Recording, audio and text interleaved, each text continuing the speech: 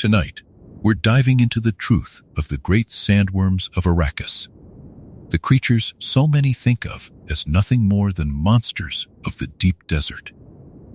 Imagine a living leviathan hundreds of meters long, moving beneath endless dunes, worshipped by a whole people as a god they call shai-hulud, the old man of the desert.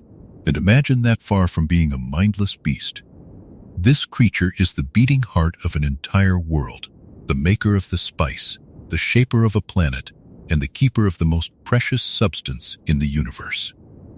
Settle in now, let your shoulders soften, and let the room around you grow dim and warm.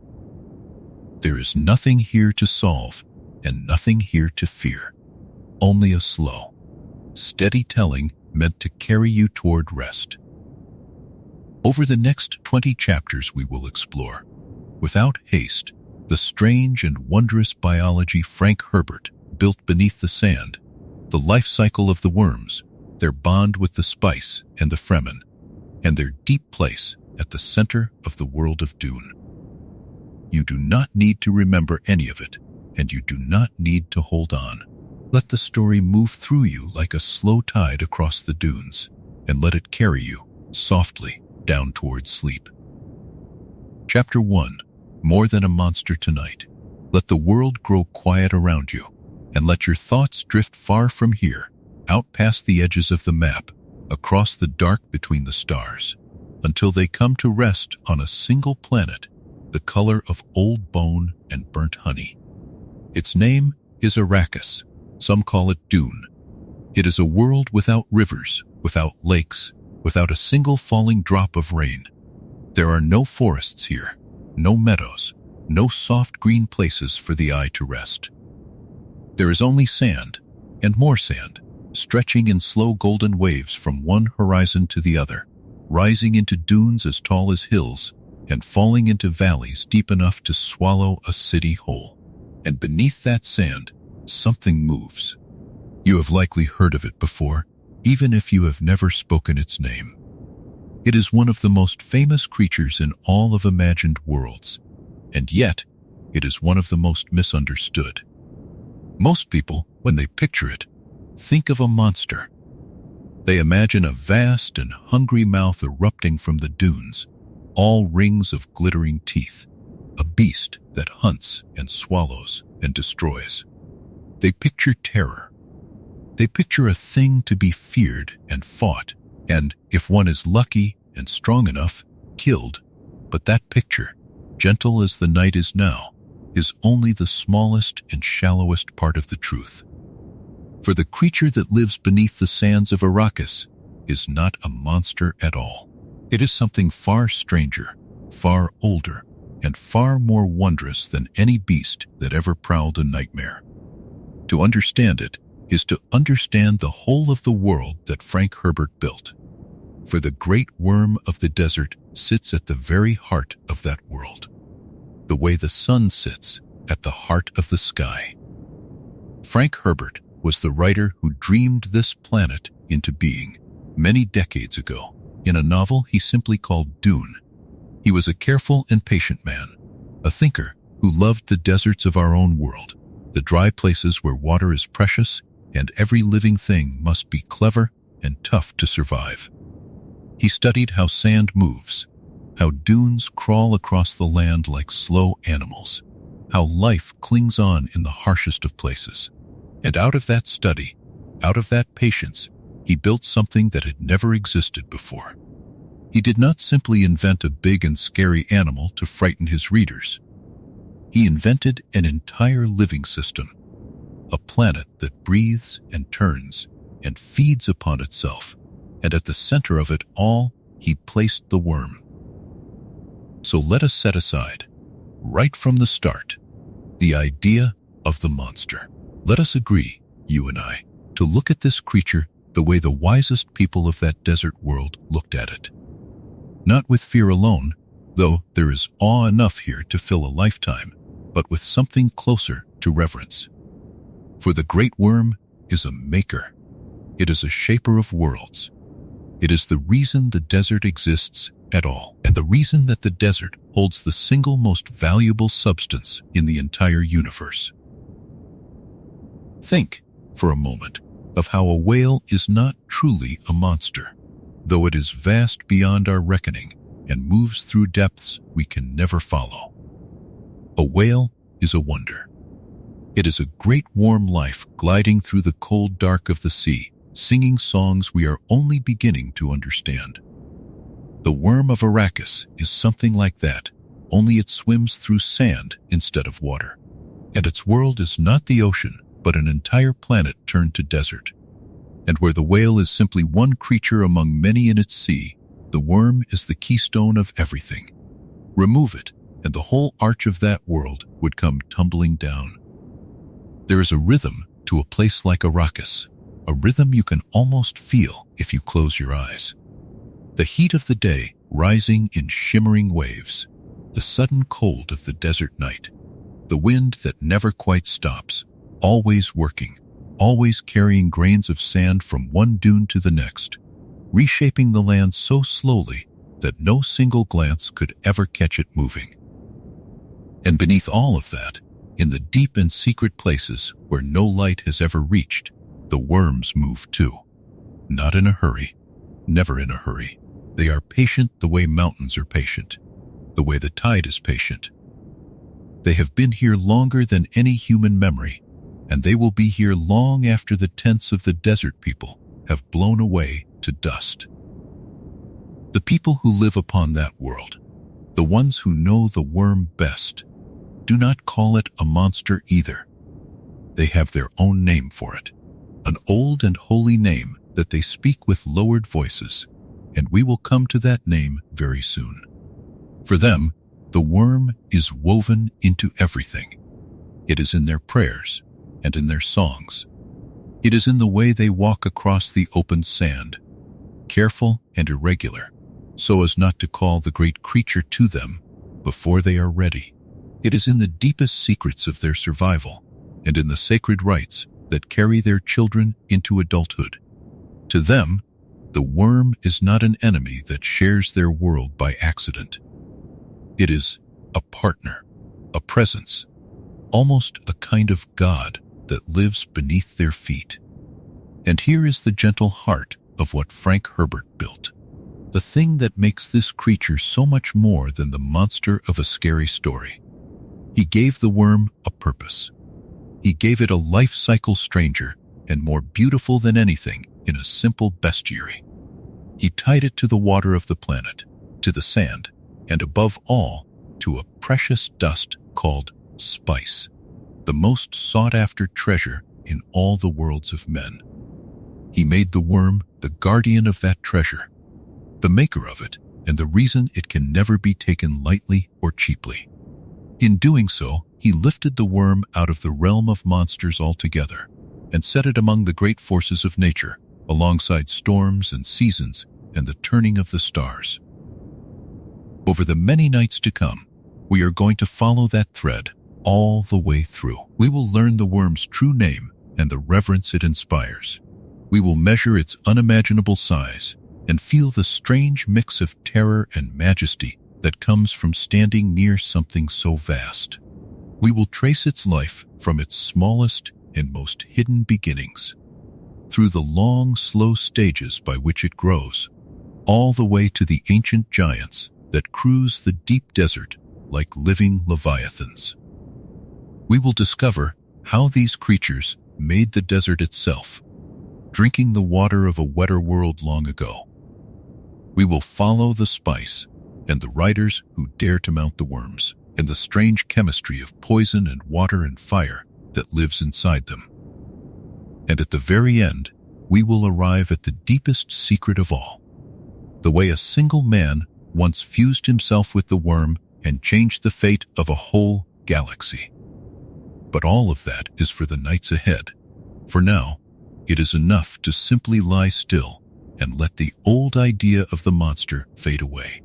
Picture instead the endless dunes under a sky thick with stars, and somewhere far below, a great slow shape moving through the dark, ancient and unhurried. minding a world it has tended since before anyone was there to watch. There is nothing to fear in that picture. There is only wonder, the deep, quiet wonder of a thing far larger and older than ourselves, going about its patient work while we rest. Up next in Chapter 2, Shai-hulud, the old man of the desert, will learn the sacred name the desert people give the worm, and the reverence and awe that made these great beings feel more like gods than animals. Chapter 2, Shai-hulud, the old man of the desert. Let us return, gently, to the great desert of Arrakis, and to the people who have made their home upon its burning sands. They are called the Fremen, and they are unlike any other people in all the scattered worlds of men. For countless generations they have lived where no soft folk could survive, in a land with no open water and no mercy, and they have not merely endured it. They have learned to love it in the fierce and quiet way that a person comes to love a hard and honest thing. And at the very center of everything the Fremen believe, everything they fear and honor and hold sacred, stands the great worm of the deep desert. They do not call it a worm. That plain word belongs to the outsiders, the off-worlders who come to Arrakis to strip it of its treasure and who understand nothing of its soul. The Fremen have their own name, a name so old that its beginnings are lost in the long silence of their history. They call the creature shai-hulud. It is a name spoken with care, sometimes with lowered eyes and never lightly. And though the word itself is ancient and its exact meaning worn smooth by time, the Fremen carry other names for the worm as well, names that tell you at once how they truly feel about it. They call it the old man of the desert. They call it grandfather of the sands. They call it, in their most solemn moods, the maker. Listen to those names for a moment, and let their meaning settle over you. Old man, grandfather. These are not the words a people use for a monster. They are not the words you would use for a shark or a lion or any beast that hunts you. They are words of family. They are words of respect, even of tenderness, the kind of respect a person holds for an elder who has seen more winters than anyone alive, who was old before your grandmother was born, and who will still be old and wise long after you are gone. To call the worm grandfather is to place it inside the family of the world, to say that it is not a stranger to be fought, but a great and honored ancestor to be revered. And so, among the Fremen, the worm is far more god than animal. When it rises from the sand, a thing hundreds of meters long, its coming is not simply a danger to be fled, though danger it certainly is. It is also a kind of holy visitation, a moment when the deepest power of their world shows its face. There is a reason their prayers and their oaths so often turn upon the worm. There is a reason they will sometimes speak of shai-hulud in the same breath as the divine, as though the creature and the will of heaven were somehow bound together beneath the dunes. For a people who have no rivers to worship and no green groves to call sacred, the great worm is the largest and most awesome living thing they have ever known, and they have lifted it, quite naturally, into the place where gods live. Imagine what it must be to grow up in such a world. From your earliest childhood, you would be taught that the sand itself is alive, that beneath every dune a great presence might be sleeping. You would learn, before you learned almost anything else, that the desert must be walked in a certain way, with steps broken and irregular, never falling into a steady beat, because a steady rhythm calls the maker.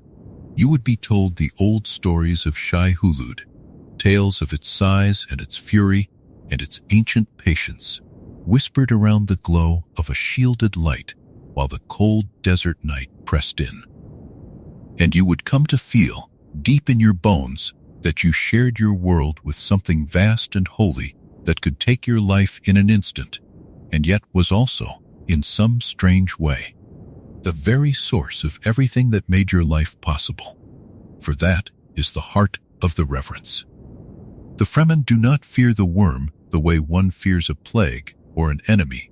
They fear it the way one fears the sea, or a great mountain, or a storm rolling in across the sky. It is the fear that walks hand in hand with awe, the fear that makes a person feel small in the presence of something magnificent, and grateful to be alive at all. When a Fremen speaks of shai-hulud, there is terror in it, yes, but there is also love and pride and a sense of belonging to something larger than any single life. The worm, to them, is the keeper of the desert's deepest secret, the source of the spice that makes their world the most important in the universe. It is the guardian of their home against the greed of outsiders, for no army and no company can simply come and take what it protects. It is bound into their religion so thoroughly that to imagine the Fremen without the worm would be to imagine a different people altogether, a people with no center to their faith and no meaning to their long survival. And it is, in the truest sense, their elder, the old man who was here first, who taught them by his mere presence how to be careful and clever and humble upon the sand. There is a wonderful stillness in that kind of belief, the kind that might carry you softly toward sleep. Picture a lone Fremen standing at the edge of a great dune in the blue hour before dawn, when the sand has cooled and the stars are only just fading. He is small and quiet and wrapped against the cold. And out there before him lies the vast open desert, silent, seemingly empty. And yet he knows it is not empty at all. He knows that somewhere beneath that silence the grandfather of the sands is moving, slow and patient and older than memory. He does not run. He does not tremble. He simply bows his head, for a moment, in respect for the great presence that shares his world. And then he turns and walks home across the sand, his steps broken and irregular, careful as a prayer. That is the relationship at the heart of Arrakis, not a hunter and its prey, not a hero and a monster, but a people and their god, living together on a single desert world, each one bound to the other by ties older than history. The Fremen give the worm their reverence, their songs, their sacred rites, and in return the worm gives them the spice, the water of their most secret ceremonies, and a sense of the holy that no cathedral of stone could ever match. It is one of the most beautiful ideas in all the world that Frank Herbert built, this notion that the greatest and most fearsome creature on a planet might also be the most beloved. And it is worth remembering, as your thoughts grow soft and slow, that reverence like this is not simple superstition. The Fremen honor the worm because they have understood, better than anyone else in the galaxy, what the worm truly is and what it truly does. Their awe is a kind of wisdom. They have looked upon the largest living thing they will ever see, and rather than trying to conquer it, they have chosen to live alongside it, humbly, carefully, and with love. There is a peace in that choice, the deep peace of a people who know their place in a vast and ancient order and are content within it. And perhaps that is the gentlest lesson the old man of the desert has to teach, even to those of us who will never walk upon the sand. Not everything great and powerful must be fought. Some vast things are meant to be honored, lived beside, and let be the way one lets be the mountain and the tide. The Fremen learned that long ago, out in the silence of the dunes. Shai-hulud was their teacher in it, the great presence beneath the sand who asked only for respect. Up next, in Chapter 3, the size of a legend, we'll stand in the shadow of these creatures and measure their staggering scale, the hundreds of meters of living leviathan that make them both terrible and magnificent to behold. Chapter 3. The size of a legend. There are some things in this world so large that the ordinary mind cannot truly hold them. We say the words, we hear the numbers, and yet the shape of the thing slips away from us, too vast to fit inside our imagining. The great worm of Arrakis is one of those things. Tonight, let us try, slowly and gently, to feel the sheer size of it, for its scale is a part of its legend, and there is a strange and quiet majesty in dwelling upon something so enormous, while we ourselves lie small and warm and safe. Begin with a single number and let it settle over you. The adult worms of Arrakis grow to hundreds of meters in length. Not a few meters, like the largest snakes of our own world. Not tens of meters, like the greatest whales that have ever lived. Hundreds of meters, from the ringed and gaping mouth at the front to the far tapering tail lost somewhere beneath the sand behind. A great worm can measure 400 meters long, and the ancient ones, the truly old ones that have escaped every danger for uncounted years, grow larger still, until their length must be reckoned not in the size of animals, but in the size of landscapes. Try to picture it. Imagine standing at the base of a tall tower, one that rises 40 stories into the sky, and then imagine that tower laid down upon its side and set moving through the sand. That is the length of a single great worm. Imagine a stretch of open ground, longer than the tallest buildings humans have ever raised, longer than many a village is wide, and imagine all of that length as one living creature, one continuous body of muscle and armor and slow, ancient purpose. Gliding beneath the dunes. It is not a monster in the way a bear or a serpent is a monster. It is closer to a moving hill, a leviathan of the deep desert, a living thing on the scale of the land itself, and the mouth. The mouth of the great worm is a thing of terrible wonder, a vast round opening ringed with rows upon rows of crystal teeth, curved and gleaming, each one a hazard in itself. That mouth is wide enough to swallow whole the great machines that humans send crawling across the sand to harvest the spice. It is wide enough to take in a factory the size of a building, wheels and towers and all, and close over it as easily as you or I might swallow a single grain. When such a mouth breaks the surface of the desert, the sand pours off it in golden rivers. And for a moment, the whole world seems to tilt toward that dark and glittering hollow. It is one of the most awesome sights in all the imagined universe, and it is no wonder at all that the people of Arrakis learned to speak of the worm as a god. Now feel the ground itself. A creature of such size does not move quietly, not truly, though it moves with a smoothness that belies its bulk. When a great worm travels beneath the dunes, it sends a swell rolling across the surface of the sand, a long wave lifting and falling as the vast body passes beneath. The Fremen learn to read that wave, to see in the shifting of the far dunes the coming of the Maker, and they learn to feel the deep tremor that runs ahead of it, a low shudder in the sand that a careful foot can sense before the eye ever catches the wave.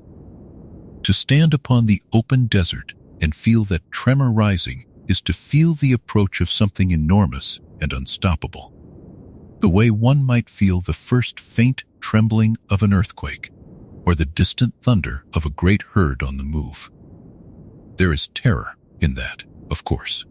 It would be foolish to pretend otherwise. To be small and soft and made of water upon a desert that holds such creatures is to live always at the edge of a great danger. A worm that senses steady movement upon the sand will come, and come swiftly for all its size, and there is little that any single person could do to turn it aside. The harvesting of the spice, the most valuable work in the galaxy, is done always in the shadow of that danger, with watchers posted and aircraft waiting, ready to snatch the workers up into the sky the moment the telltale wave appears. On Arrakis, the coming of a worm is the coming of death, and everyone who lives or works upon the sand knows it in their bones. And yet the terror is only half of the feeling, and perhaps the smaller half. For alongside the fear there is majesty, the deep and breathless majesty that comes from beholding something far greater than yourself. There is a kind of awe that is very close to peace, the awe you might feel standing at the foot of a mountain that scrapes the clouds, or upon the shore of an ocean that runs on past the curve of the world. Such things could destroy you without ever noticing, and yet to look upon them is not only frightening, it is also strangely calming, strangely freeing, for they remind you of how vast the world is, and how small and brief our worries are within it. The great worm carries that same double gift. It is terrible, and it is magnificent, and the two things live together inside it as naturally as day and night. Think of how the ancient ones must be. A worm that has grown for centuries, escaping every hazard, avoiding the deep sand where drowning waits, and the hard rock where it cannot travel, growing longer and thicker with each passing year until it is a moving ridge beneath the dunes, a creature the length of a small mountain. Such a worm has seen empires rise and fall upon the surface above it, though it knows nothing of empires. It has felt the footsteps of countless generations of Fremen, the crawl of countless harvesting machines, the endless turning of the desert winds. It moves through the dark beneath the sand as it has always moved, slow and patient and utterly vast, minding nothing but its own ancient rhythms. To imagine such a creature is to feel time itself stretch out long and slow, the way it does in the last drowsy moments before sleep. The size of the worm is not merely a fact about its body. It is the size of a legend, the reason the creature could become a god in the minds of the desert people. The reason its coming can stop the heart of the bravest spice hunter and lift the soul of the most devout Fremen all at once. Nothing so large could ever be merely an animal to those who live beside it. It is too great for that, too far beyond the scale of ordinary life. It belongs instead to the company of the great forces of the world, the storms and the seas and the mountains, the things that shape the land and that we can only stand before in wonder. So let the number rest gently in your mind as you drift. Hundreds of meters of living creature, moving slow and unseen beneath an endless desert, older than memory, larger than any building, patient as stone. There is no need to fear it here, in the warmth and the safety of the night. There is only the quiet marvel of it, the vast and gentle astonishment of a thing so large that the mind must slow itself down simply to hold the thought. And in that slowing, that softening, sleep begins to gather at the edges. Up next in Chapter 4, the life cycle begins. We'll follow the great worm back to its strangest secret. The truth that such a leviathan is not born large at all, but passes through many hidden forms across a long and beautiful desert cycle. Chapter 4. The life cycle begins. We have stood, in our imagining, beside the great worm of Arrakis, and felt the staggering size of it, hundreds of meters of living leviathan gliding beneath the dunes. And it would be the most natural thing in the world to assume that such a creature had always been so, that a worm is simply a worm, born large and growing larger. The way most animals we know are born small copies of their parents and simply swell with the years. But here is where the true wonder begins. The secret at the heart of Frank Herbert's desert, the thing that lifts the worm forever out of the world of ordinary beasts. The great worm is not born great at all. It passes across a long and beautiful cycle through forms so different from one another that you would never guess they were the same creature. To understand the worm is to understand its life, and its life is one of the strangest and loveliest inventions in all the imagined universe. Let us begin the way all things begin, at the smallest and most hidden stage, and let the story unfold slowly, the way it truly unfolds beneath the sand. For the life of the worm is not a single leap from small to large. It is a long, patient journey through several shapes, each one tied to water, to spice, and to the sand itself, the three great threads that bind the whole cycle together. Think first of water, for water is the beginning and the great secret of everything on Arrakis. It seems a strange place to start on a world without a single lake or river. But Arrakis was not always so bone dry, and even now, deep beneath its surface, there is moisture, hidden and precious, locked far below the reach of the burning sun. And it is water, of all things, that shapes the earliest life of the worm. This is one of the deep mysteries of the cycle, and we will follow it carefully in the nights to come. But for now, let it simply rest in your mind as a gentle riddle. The greatest creature of the driest world is bound, at its very beginning, to the one thing that world seems most to lack. In its earliest form, the worm is not vast at all. It begins as something small, a modest creature that lives its life hidden deep beneath the sand, far from the eyes of any watcher. In this first stage, it does not roam the open desert or send great waves rolling across the dunes. It works quietly, in the dark, at the slow labor that will one day make the desert what it is. This early form is a creature of water and hidden places, and though it is small, it is the foundation upon which everything else is built. Without it, there would be no great worms, no spice, no desert as the Fremen know it.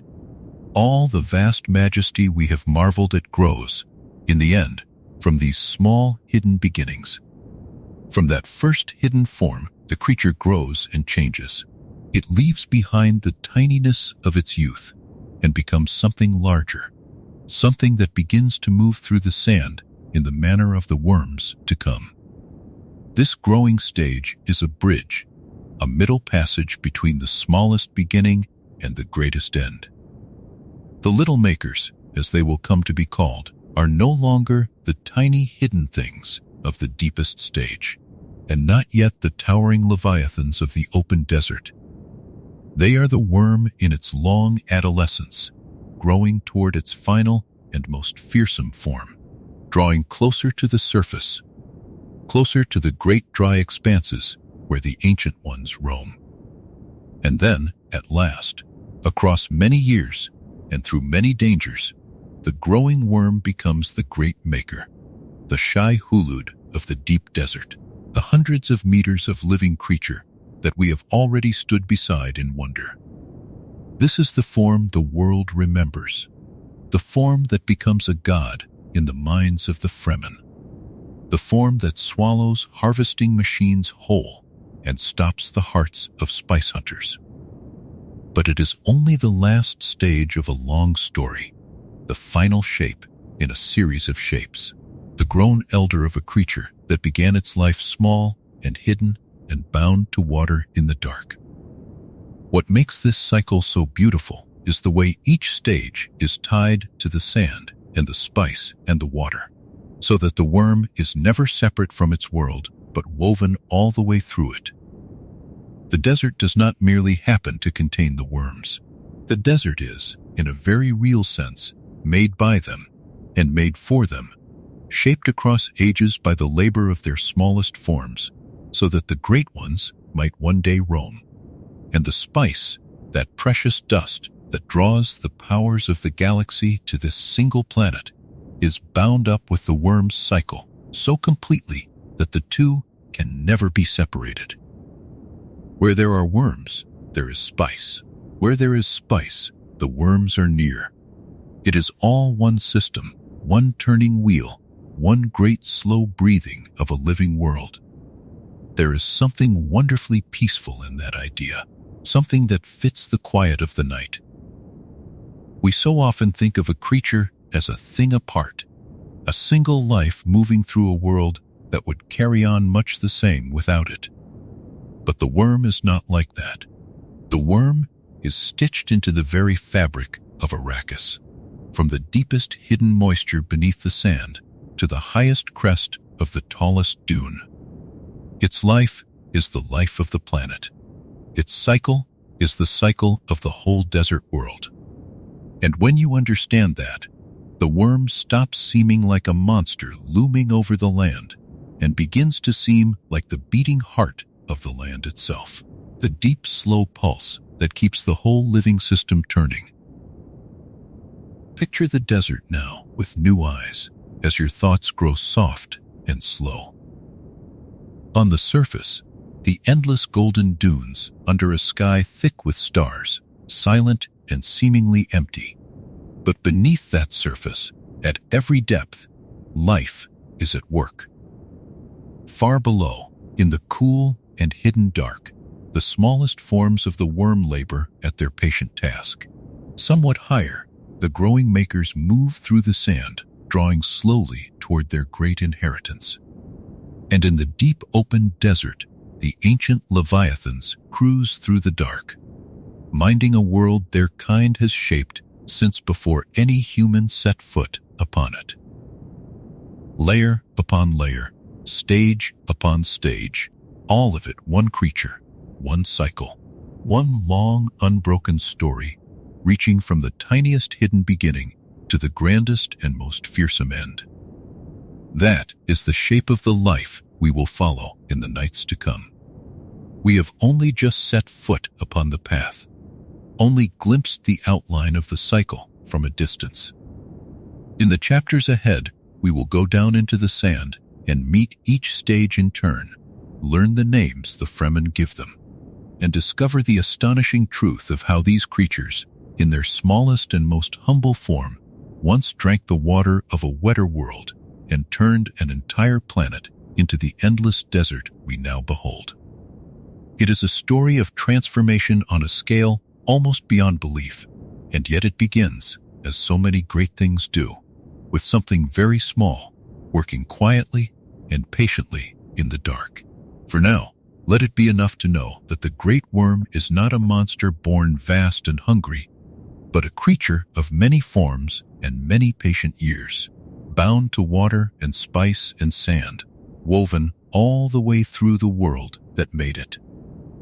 There is a deep and gentle order in that, the kind of order that can carry a restless mind softly down toward rest. Up next in Chapter 5, the sandtrout and the little makers will descend into the sand to meet the earliest hidden stages of the worm, the small ones that insist the water of the world and grow slowly toward greatness.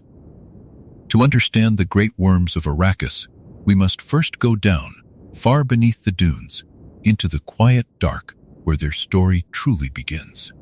For the sandworm is not born as the towering giant the Fremen call shai-hulud. It arrives, instead, as something small and strange, a creature so unlike its final shape that a traveler might never guess the two were bound together across the long turning of a single life.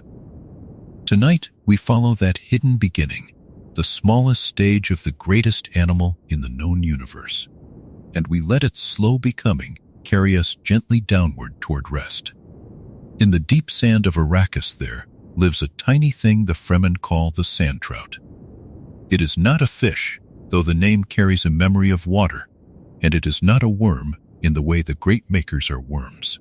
It is a small, leathery, half-plant, half-animal creature, flexible and flat, moving through the sand with a slow and patient hunger. Where a person might see only endless dryness, the sandtrout senses the one thing Arrakis guards most jealously, and that thing is water. Wherever water gathers beneath the surface, the sandtrout is drawn, quietly, without hurry, across the grains of the deep desert. And here we come to one of the most beautiful and unexpected truths that Frank Herbert built into his world. The sandtrout do not merely drink the water they find. When they gather in numbers, they join their bodies together, linking edge to edge until they form a living membrane, a soft and living wall around the water. In this way, they seal the moisture away, insisting it deep underground, wrapping it in their own flesh so that it cannot rise, cannot spread, cannot green the land above. They hold the water prisoner in the dark. This is why Arrakis stays so terribly dry, for the little sandtrout are forever at their patient work, gathering the planet's water and burying it far below where nothing else can reach. Imagine that slow labor, going on for age after age beneath the feet of every traveler and every Fremen tribe. Imagine the countless small creatures moving through the sand, each one sensing the faint promise of moisture, each one drawn toward it, each one joining the others to seal it away. There is no cruelty in it, and no design that any single sandtrout could understand. It is simply what they are and what they do. A quiet and endless tending of the desert's deepest secret. And in that tending lies the beginning of everything that makes Arrakis what it is. But the sandtrout is only the first shape in a long transformation. For within the desert, in conditions rare and particular, the sandtrout stage gives way to another. The small creatures grow and change, and from them come the little makers. These are the young worms, still far from their full and terrible size, but already carrying within them the promise of the giants they will one day become. The little maker is a half-grown thing, a worm in its childhood, dwelling in the sand where the deep chemistry of Arrakis is at work. To the Fremen, who understand the desert as no outsider ever could, the little maker is a creature of great importance, for it stands at the very center of the mystery that binds worm and spice and water together. It helps to picture the whole slow ladder of this life. First the sandtrout, small and leathery, gathering water and sealing it below. Then, through change and growth, the little maker, a young worm stirring in the deep sand. And at last, across a span of time so long that whole human lives are only moments within it, the great sandworm itself, shai-hulud, hundreds of meters in length, moving beneath the dunes like a living leviathan. One creature, and yet many shapes, each flowing into the next across the vast patience of the desert. The worm is not simply born large, it rises through these stages, tied at every step to water, to spice, and to sand. There is a strange and lovely secret folded into this cycle, and it is that water, the very thing the sandtrout hunts and hoards, is also deadly to the worms it will become.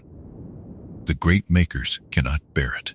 Water is poison to them, and a large body of it can kill even a giant of the deep desert. And so the sandtrout, in gathering and sealing away the water of Arrakis, do more than shape the climate of a world. They make the desert safe for the worms themselves, drying the land so that the great makers may pass through it without meeting the water that would end them. The child protects the parent it will one day be, though neither has any knowledge of the gift it gives. It is simply the shape of the cycle, turning and turning across the ages. The Fremen, watchers of the sand for countless generations, learned to read the signs of this hidden life. They knew that where the little makers dwelt, the deep processes of the desert were stirring. They knew that the small early stages of the worm were bound up with the sacred substance that flowed through all their lives and all their beliefs. They did not need to name every step in the language of a scientist to understand, in their bones and in their rituals, that the sandtrout and the little makers were part of something holy, part of the long turning wheel that gave them the spice, the water of their ceremonies, and the great riders they would one day summon from the dunes. Think, for a moment, of how much life is hidden beneath a surface that seems so empty. To the eye, the deep desert of Arrakis is only sand, dune upon dune stretching to a hard, bright horizon, silent and still under a burning sky. And yet beneath that silence, the whole cycle is turning. The sandtrout move through the grains, sensing water. The membranes of their joined bodies seal moisture away in the dark. The little makers stir and grow, carrying the future of the giants within them. And somewhere below, in the great slow furnace of the deep, the largest animals in the universe move through their long and patient lives. Nothing on the surface betrays it. The desert keeps its secret, as it has always kept it. There is comfort in that thought, and it is a good thought to rest upon. So much happens quietly, out of sight, without any need to be seen or understood or admired. The small sandtrout does its work in the dark. The little maker grows in its own slow time. No one applauds them, and no one hurries them, and still the great cycle turns, faithfully, through age after age. There is no beginning that any single creature could point to, and no end that any single creature could reach. Each small life is only one grain in a labor far larger than itself. And yet, without those countless small lives, the whole of it would fall still. The desert does not rush, and the cycle does not tire, and the water waits in the dark exactly as long as it must. You do not need to hold on to any of the names or any of the stages. Let them settle into you softly, the way sand settles when the wind grows still. The sandtrout, the little makers, the hidden water sealed away below. A world of quiet life beneath the dunes, tending itself in the dark, asking nothing of anyone. And as we let that stillness deepen, a new question waits at the edge of the sand. For if the sandtrout have spent age upon age gathering the water of Arrakis and burying it far below, then the desert itself must be their doing. The endless dunes, the bone-dry air, the world without rivers or open seas, all of it shaped by the patient work of countless small creatures across unimaginable spans of time. The worms did not merely come to live in a desert. In the deepest sense, they made one. Up next in Chapter 6, How the Desert Was Made, we'll follow the sandtrout back across the ages to a wetter, greener Arrakis, and watch how the smallest creatures of the sand slowly turned a whole world into the endless desert the worms would one day rule. The desert of Arrakis seems so complete, so total, that it is hard to imagine it was ever anything else. Dune upon dune, an ocean of sand rolling to every horizon, a world where open water is a thing of legend and a single drop is worth a life. And yet the desert was not always there. Once, long ago, Arrakis was a wetter world, softer and greener than the burning waste the Fremen would come to know. Tonight we go back across that vast reach of time, and we watch, slowly and gently, how the smallest creatures of the sand unmade an old world and shaped a new one in its place.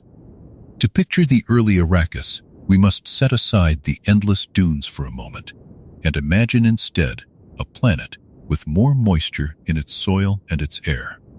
It was never a lush garden, never a world of great seas, but it held more water, spread through the ground and the winds, and life could take hold in ways the later desert would never allow. Into that wetter world, at some distant point in the deep past, came an organism from far away, carried across space to settle at last upon Arrakis. It was the ancestor of the sandtrout, the small, leathery creature we followed in our last chapter, and it found in this world a thing it hungered for, above all else. It found water, and so the sandtrout began the only work they have ever known. Wherever moisture gathered, they were drawn to it. They joined their bodies together, edge to edge, and sealed the water away, insisting it deep beneath the surface, where it could not rise, could not spread, could not nourish the green things of the world above. One sandtrout takes very little, but there were not one, and not 1,000, and not 1,000,000.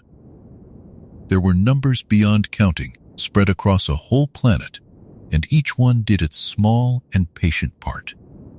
Grain by grain, drop by drop, age by age, they gathered the water of Arrakis and carried it down into the dark. Think of how slow that work must have been, and how relentless. No single sandtrout could have known what it was doing to the world. Each one only followed the pull of the water and did what its nature demanded. But across spans of time so long that whole ages of human history would be only moments within them, the sum of all those small labors changed everything. The soil grew drier. The green things withered where they had once spread. The moisture that had softened the winds was drawn out of the air and sealed below, and slowly, so slowly that no living thing could have watched it happen, the wetter Arrakis began to die, and the desert began to be born. It is a strange thought that a world could be transformed not by fire or flood or some great violence, but by the quiet hunger of countless tiny creatures working in the dark. There was no army and no plan.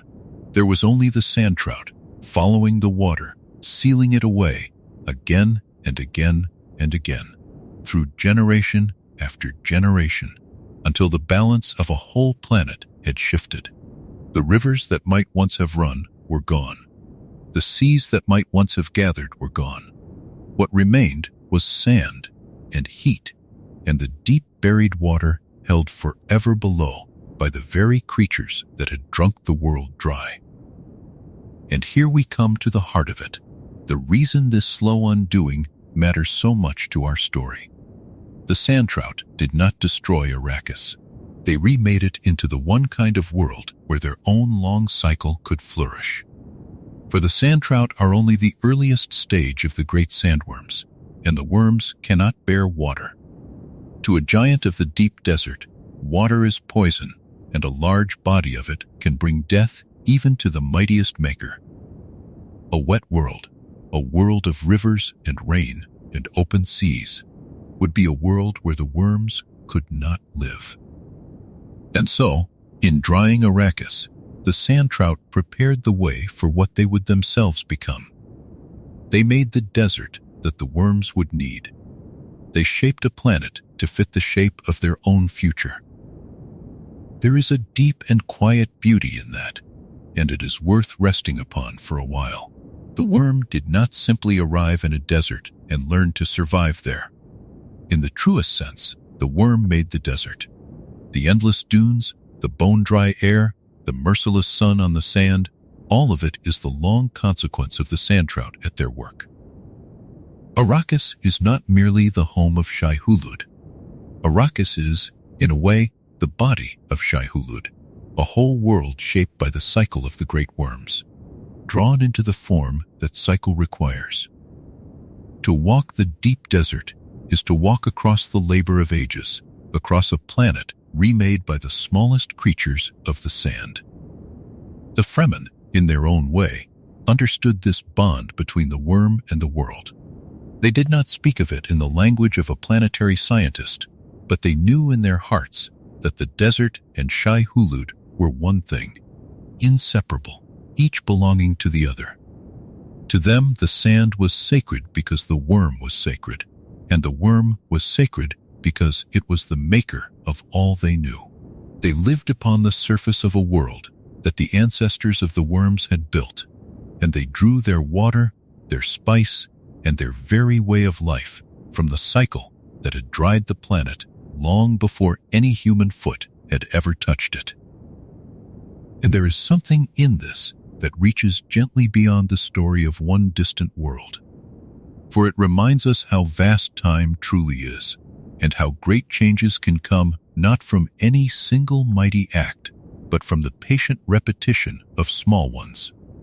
A whole planet was turned from green to gold, not in a day or a year or a lifetime, but across depths of time the mind can scarcely hold.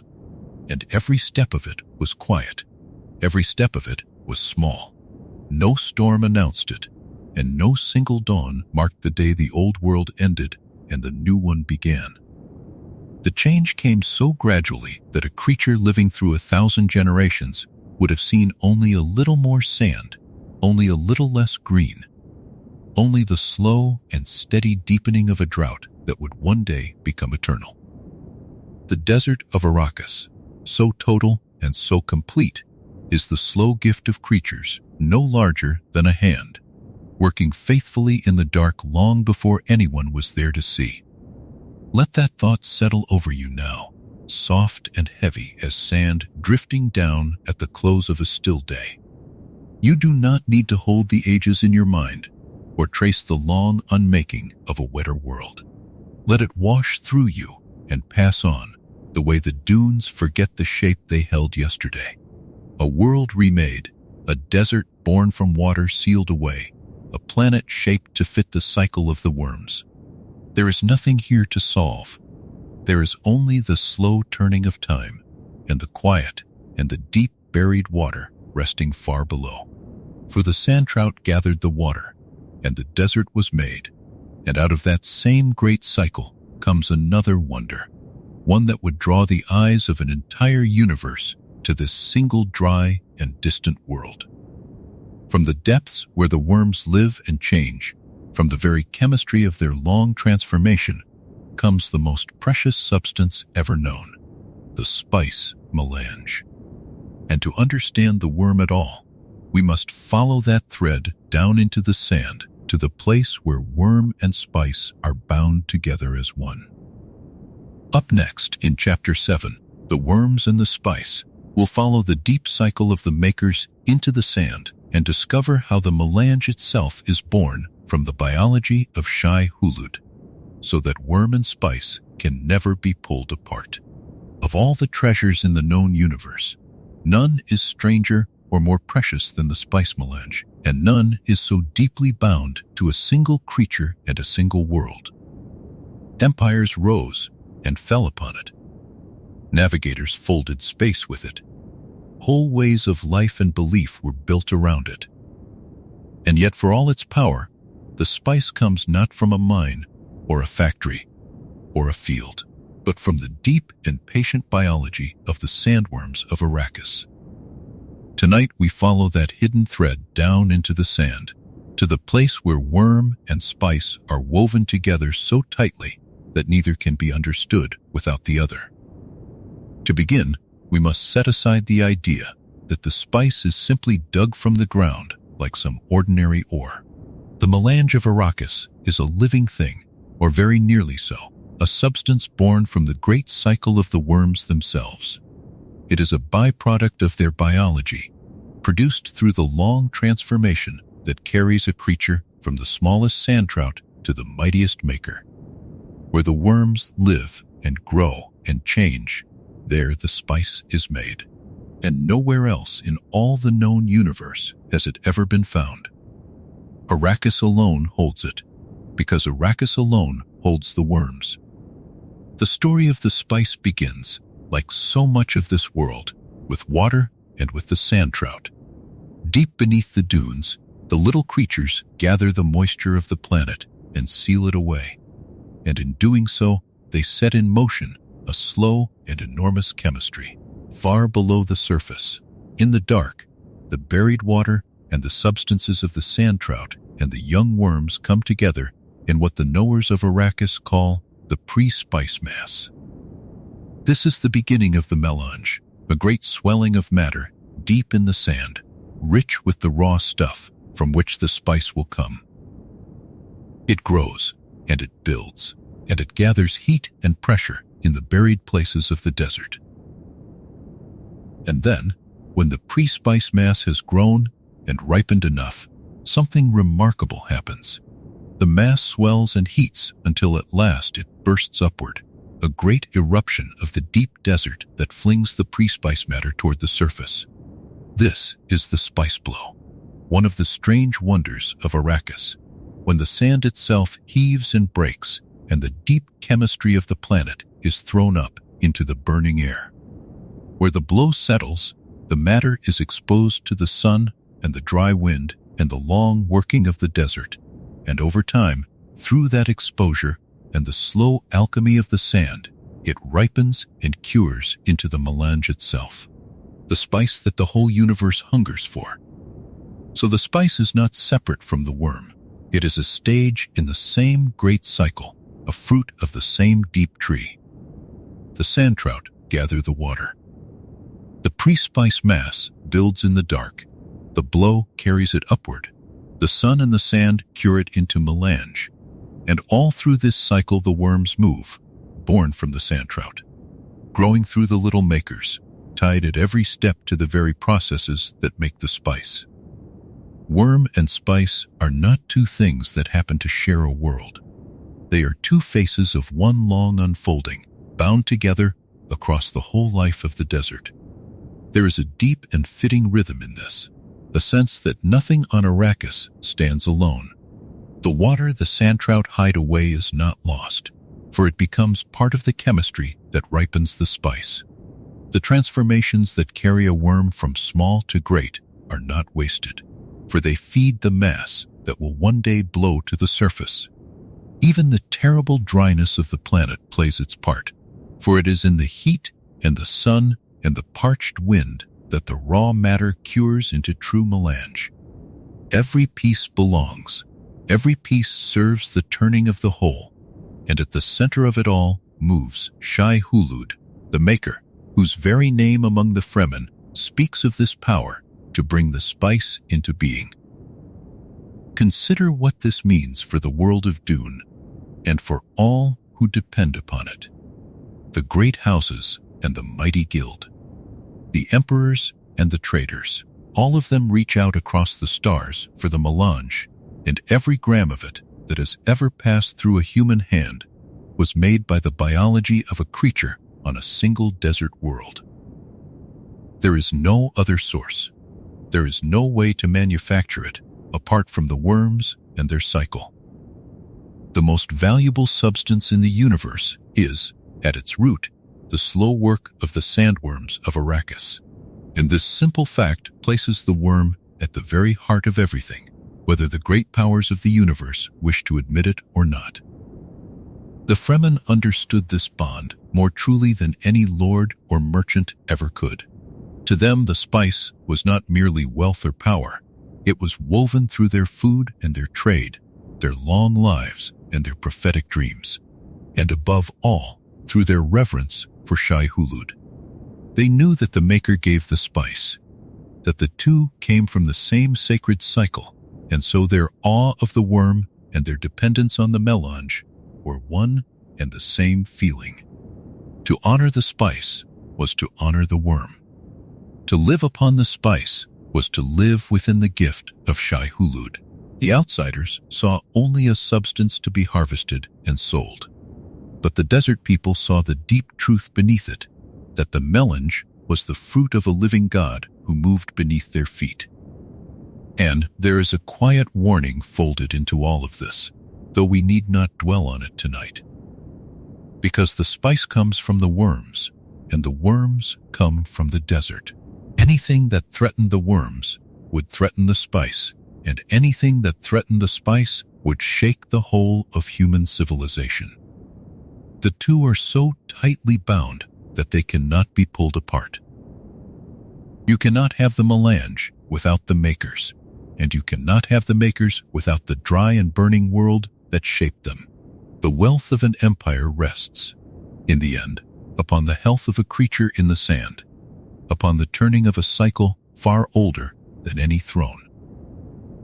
But let us set the empires aside, and the trade, and the vast machinery of power that circled this single world.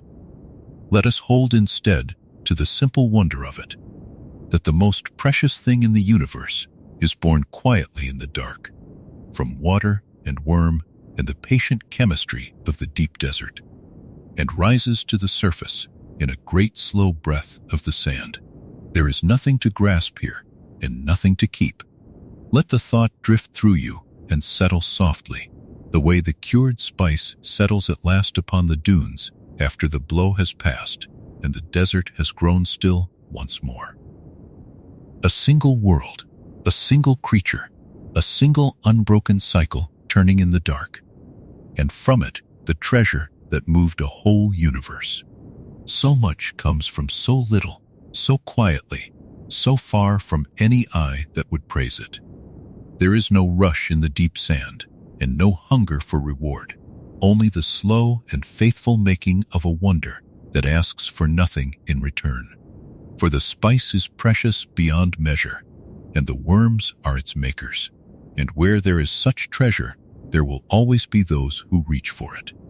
Yet the melange of Arrakis is not so easily taken, for it lies upon the open sand of a world ruled by giants. To gather the spice is to trespass upon the domain of shai-hulud, and the great worms do not surrender their desert lightly. They rise, and they guard, and they answer the greed of any who would strip the sand of its treasure.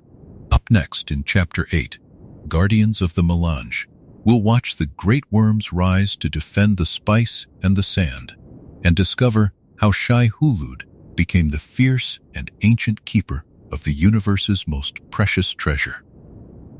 There is an old and simple truth about treasure, that wherever it lies, there will always be hands reaching to take it. And on Arrakis, the treasure lies not locked in some vault or buried past all finding, but scattered across the open sand, upon the surface of the deep desert, waiting to be gathered. One might think it the easiest wealth in all the universe to claim. And yet the spice of Arrakis is among the most dangerous prizes ever sought, because it does not lie unguarded. It lies within the domain of the great worms, and shai-hulud does not surrender the desert lightly. Tonight we watch the makers rise as keepers of the melange, the ancient guardians of the universe's greatest treasure. To understand why the worms guard the spice, we must remember how tightly the two are bound. The melange is not something separate from the makers, dropped into their world by chance. It is a fruit of their own cycle, born from the deep chemistry of the sandtrout and the young worms and the buried water of the planet. Where the spice ripens, the worms are already near, already woven into the same processes that made it. And so, when the spice lies upon the sand, the worm is drawn toward that place, not out of any calculated wish to protect its wealth, but because the worm belongs to the spice, and the spice to the worm. The guardian and the treasure rise from the same source. Picture, then, the great desert of Arrakis, and upon it a rich field of spice, gleaming in the harsh light, coloring the sand with the deep tones of the melange. To gather it, machines must come, vast crawlers and harvesters that settle upon the sand and draw the spice up out of the desert. But the moment they arrive, they begin to make the one thing the deep desert cannot abide, and that is rhythm. The steady thrum of their engines, the beat of their working, the regular tremor of great machinery pressing upon the sand. All of it travels down through the grains and into the dark below, and there it calls to shai-hulud like a summons that cannot be ignored. For the worm is drawn to steady vibration in the sand, and there is nothing steadier than a spice harvester at its work. Deep beneath the surface, the maker feels the rhythm and turns toward it, and it comes. It comes with a speed and a certainty that no one who has seen it ever forgets. The sand begins to shift and swell. A great mound rises and races across the desert toward the machines. And then the surface breaks, and shai-hulud emerges, vast beyond reckoning, a living wall of the deep desert risen up to answer the disturbance upon its sand. Where a harvester sat gathering the spice, there is now only the open mouth of a worm and the churning of the dunes, and the treasure and the takers alike are swept down into the desert. This is the guardianship of the worms, though it is not guardianship as a soldier or a king would understand it.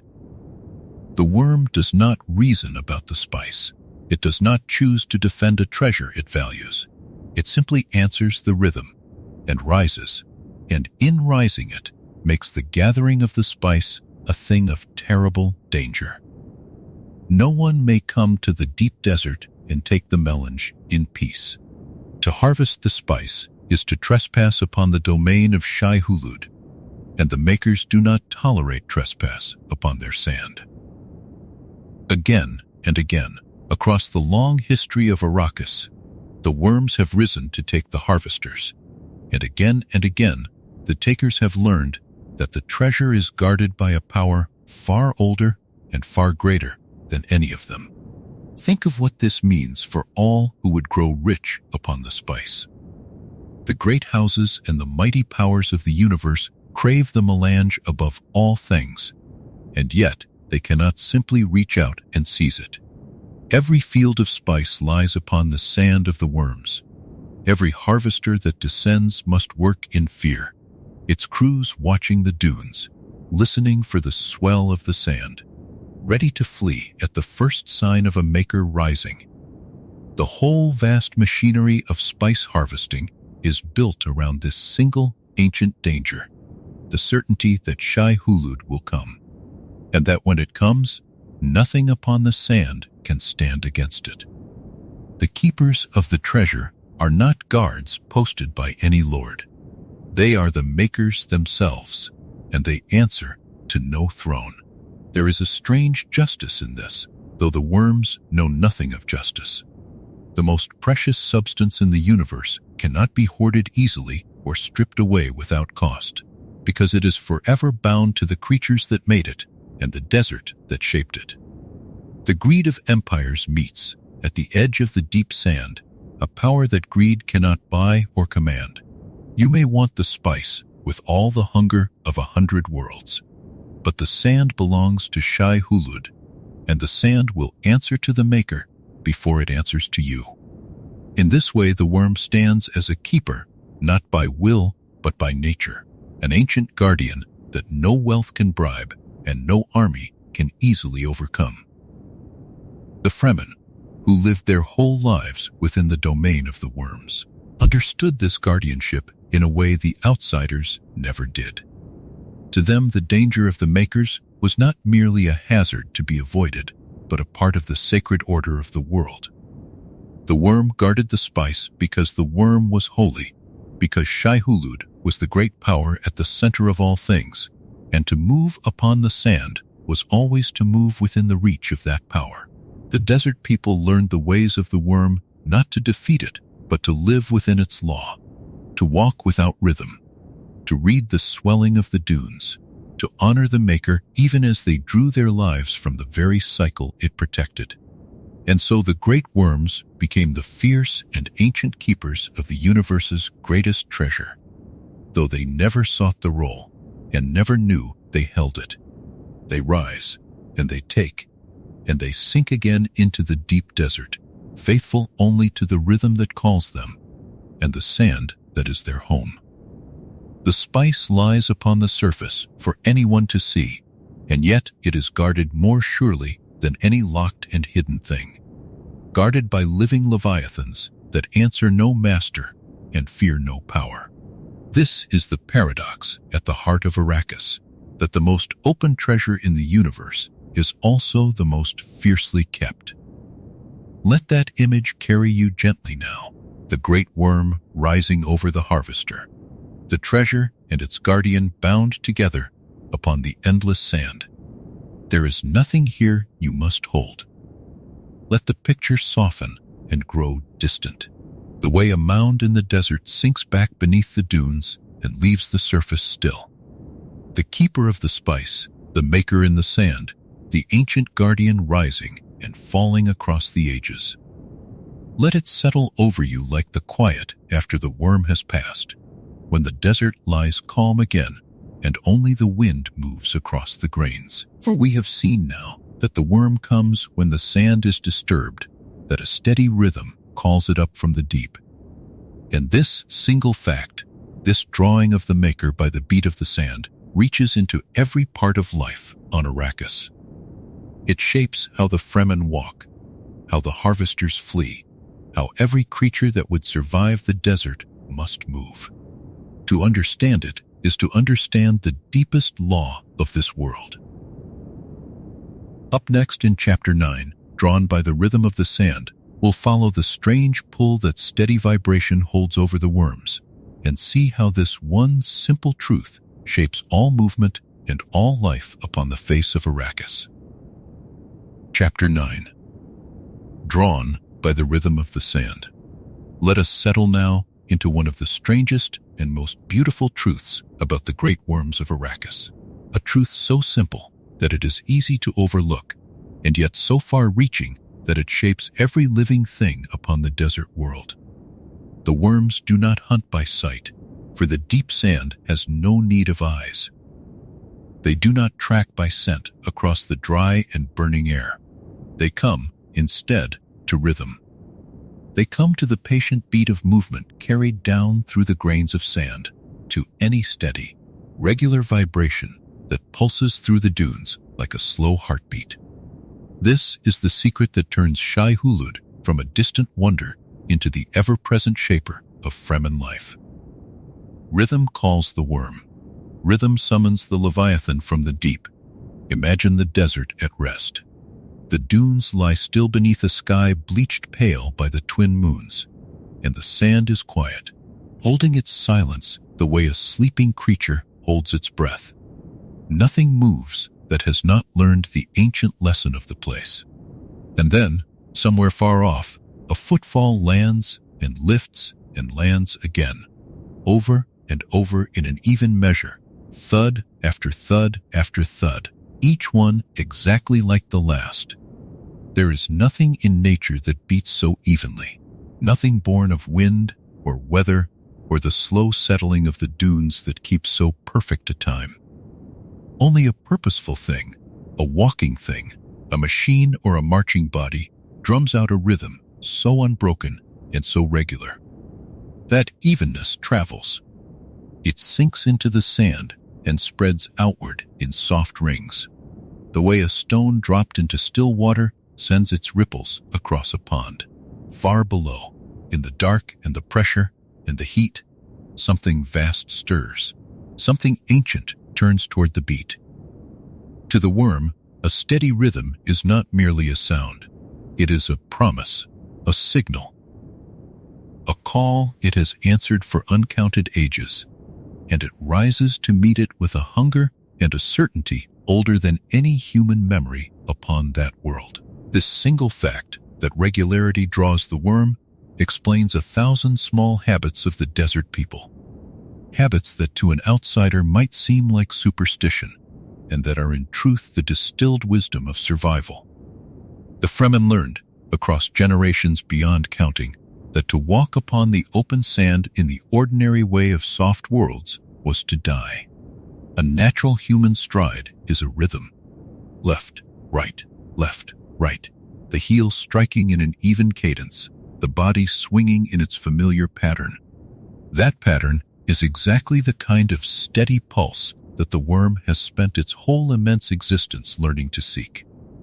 To march across the dunes like a soldier on a green and gentle planet would be to ring a great bell beneath the sand, and then to stand waiting at the center of the sound. So the Fremen unlearned the walk of ordinary people and taught themselves another way entirely, a way so central to their lives that it passed into the deepest layers of their culture. They called it the sandwalk, and it was a thing of broken measure and deliberate irregularity. The one who crosses the open desert in the Fremen manner does not step evenly. He shuffles and drags. He pauses without pattern. He lengthens one stride and shortens the next. He throws in a random little hitch or a scuff or a hesitation, so that no two moments of his passage sound the same to the listening sand. He moves, in effect, like the desert itself moves, like wind-blown grit settling and shifting, like the small, natural sounds that the worm has learned to ignore, because they carry no promise and no call.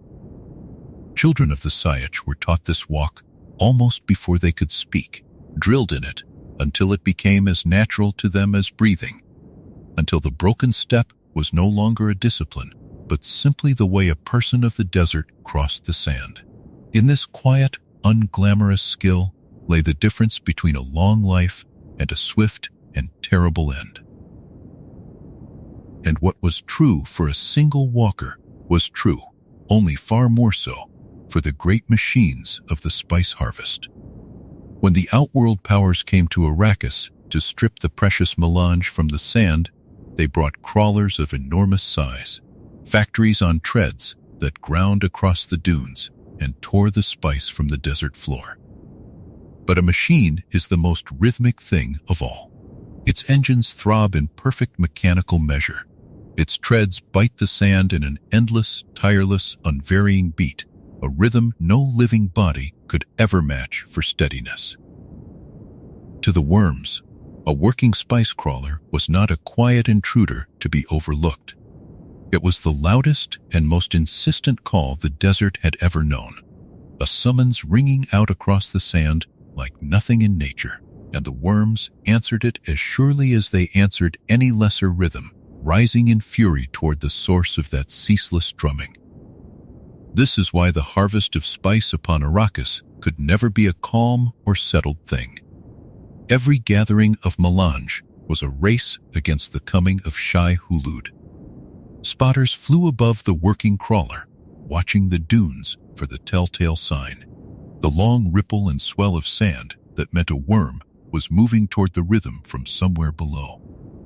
Great carriel craft waited in the sky, ready to swoop down and lift the entire harvesting factory clear of the sand before the worm arrived to swallow it whole. The workers below labored with one ear, always turned to the warning, knowing that the very thing that let them reap the treasure, the steady grinding of the machine, was also the thing calling their doom up out of the deep.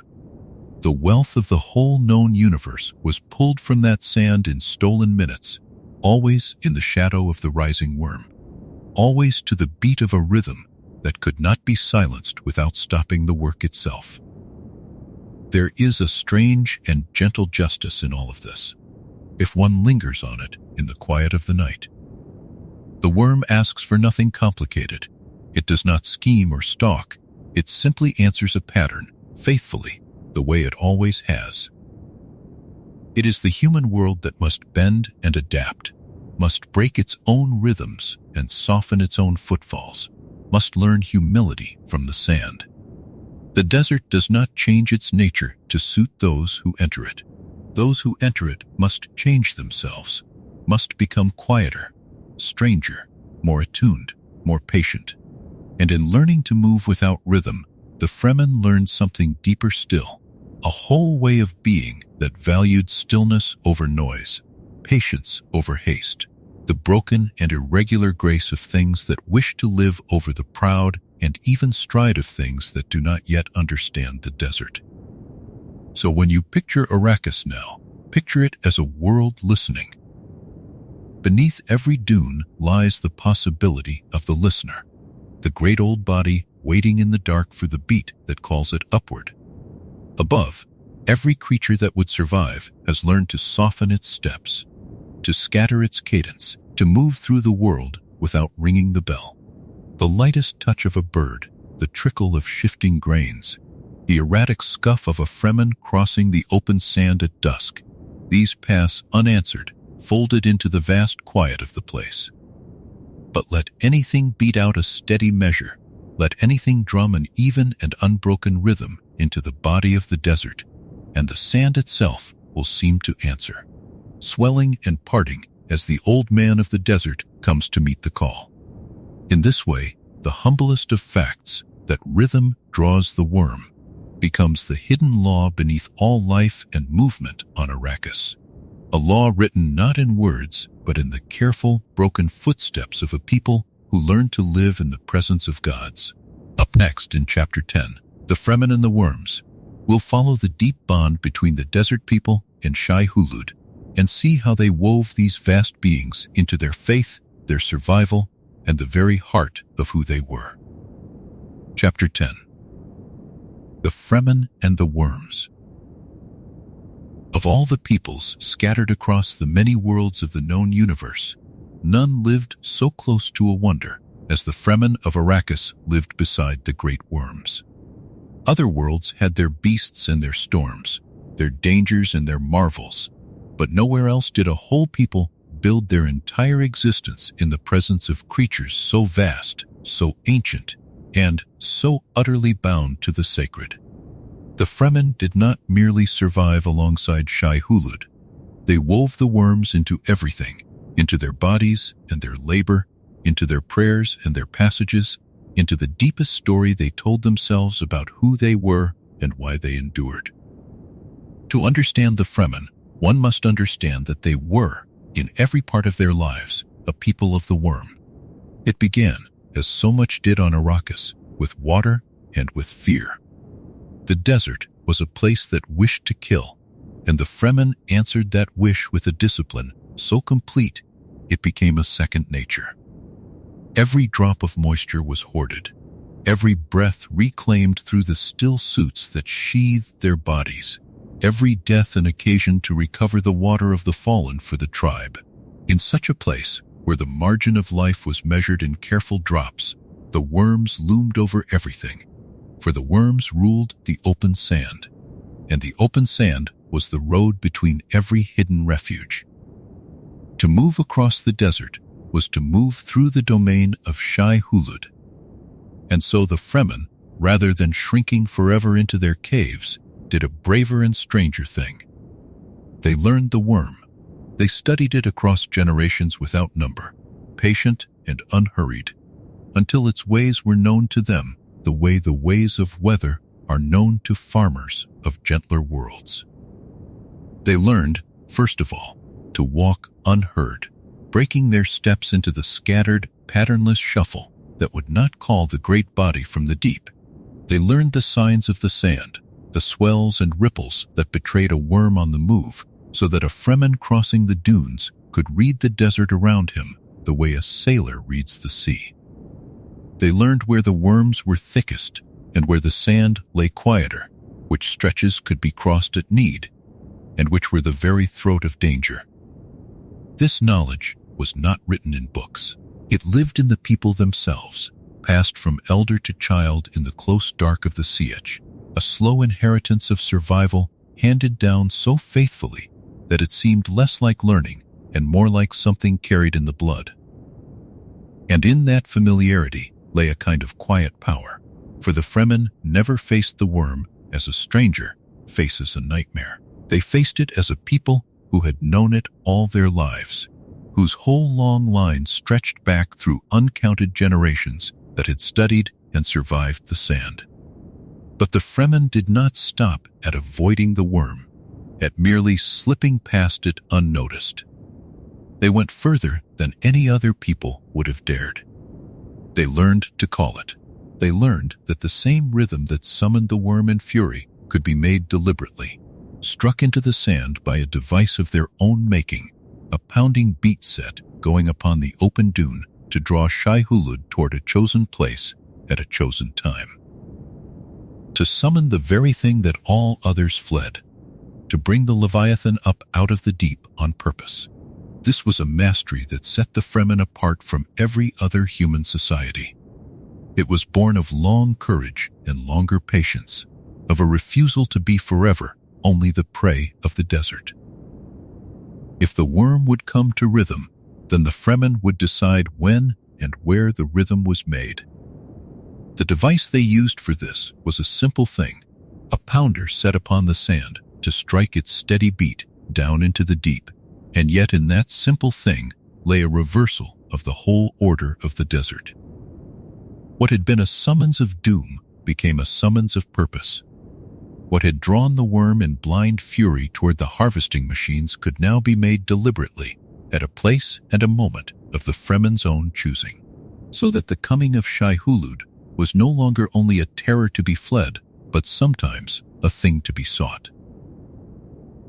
And having learned to summon the worm, they learned at last to ride it, though that great art belongs to its own telling and will be honored in its place. For now it is enough to say that the bond ran deeper than any single skill. The worm was not, to the Fremen, a mere resource to be used, a beast to be tamed and set to work. It was woven into their faith. In their eyes, the worm was a holy thing, a manifestation of the divine passing through the sand, and the greatest of the worms were spoken of with reverence as the old man of the desert. Their religion, shaped over long centuries and deepened by seeds of prophecy sown among them from outside, taught them to see in shai-hulud something more than an animal. They saw the maker of the spice, the keeper of the sand, the vast, slow power against which all human striving seemed small, and they bowed their spirits before it, even as they learned to master its ways. This union of reverence and mastery gave the Fremen a strength that the powers of the wider universe never understood until it was too late. To the great houses and the far-off imperial court, Arrakis was a hardship post, a barren and hostile rock valued only for the treasure it yielded. The desert was an obstacle, the worms a hazard to the harvest, the Fremen themselves a scattered and primitive people barely worth counting. But those distant powers saw only the surface. They did not see that the Fremen had turned the whole terrible desert into a home, that they had made allies of its dangers and gods of its monsters, that a people who could summon and ride the worms feared nothing that came to them from the soft and crowded worlds beyond the sand. The desert that broke the outsiders had made the Fremen unbreakable, for the bond with the worm was, in the end, a bond with survival itself, and it shaped the Fremen's soul as surely as it shaped their bodies. A people who live beside such immensity learn a particular kind of patience, a particular humility before forces far greater than themselves. They do not rage against the desert, for the desert cannot be raged against. They adapt, they endure, they bend their own habits to fit the ancient law of the sand, and in doing so they become quieter and harder and deeper than the peoples of easier worlds.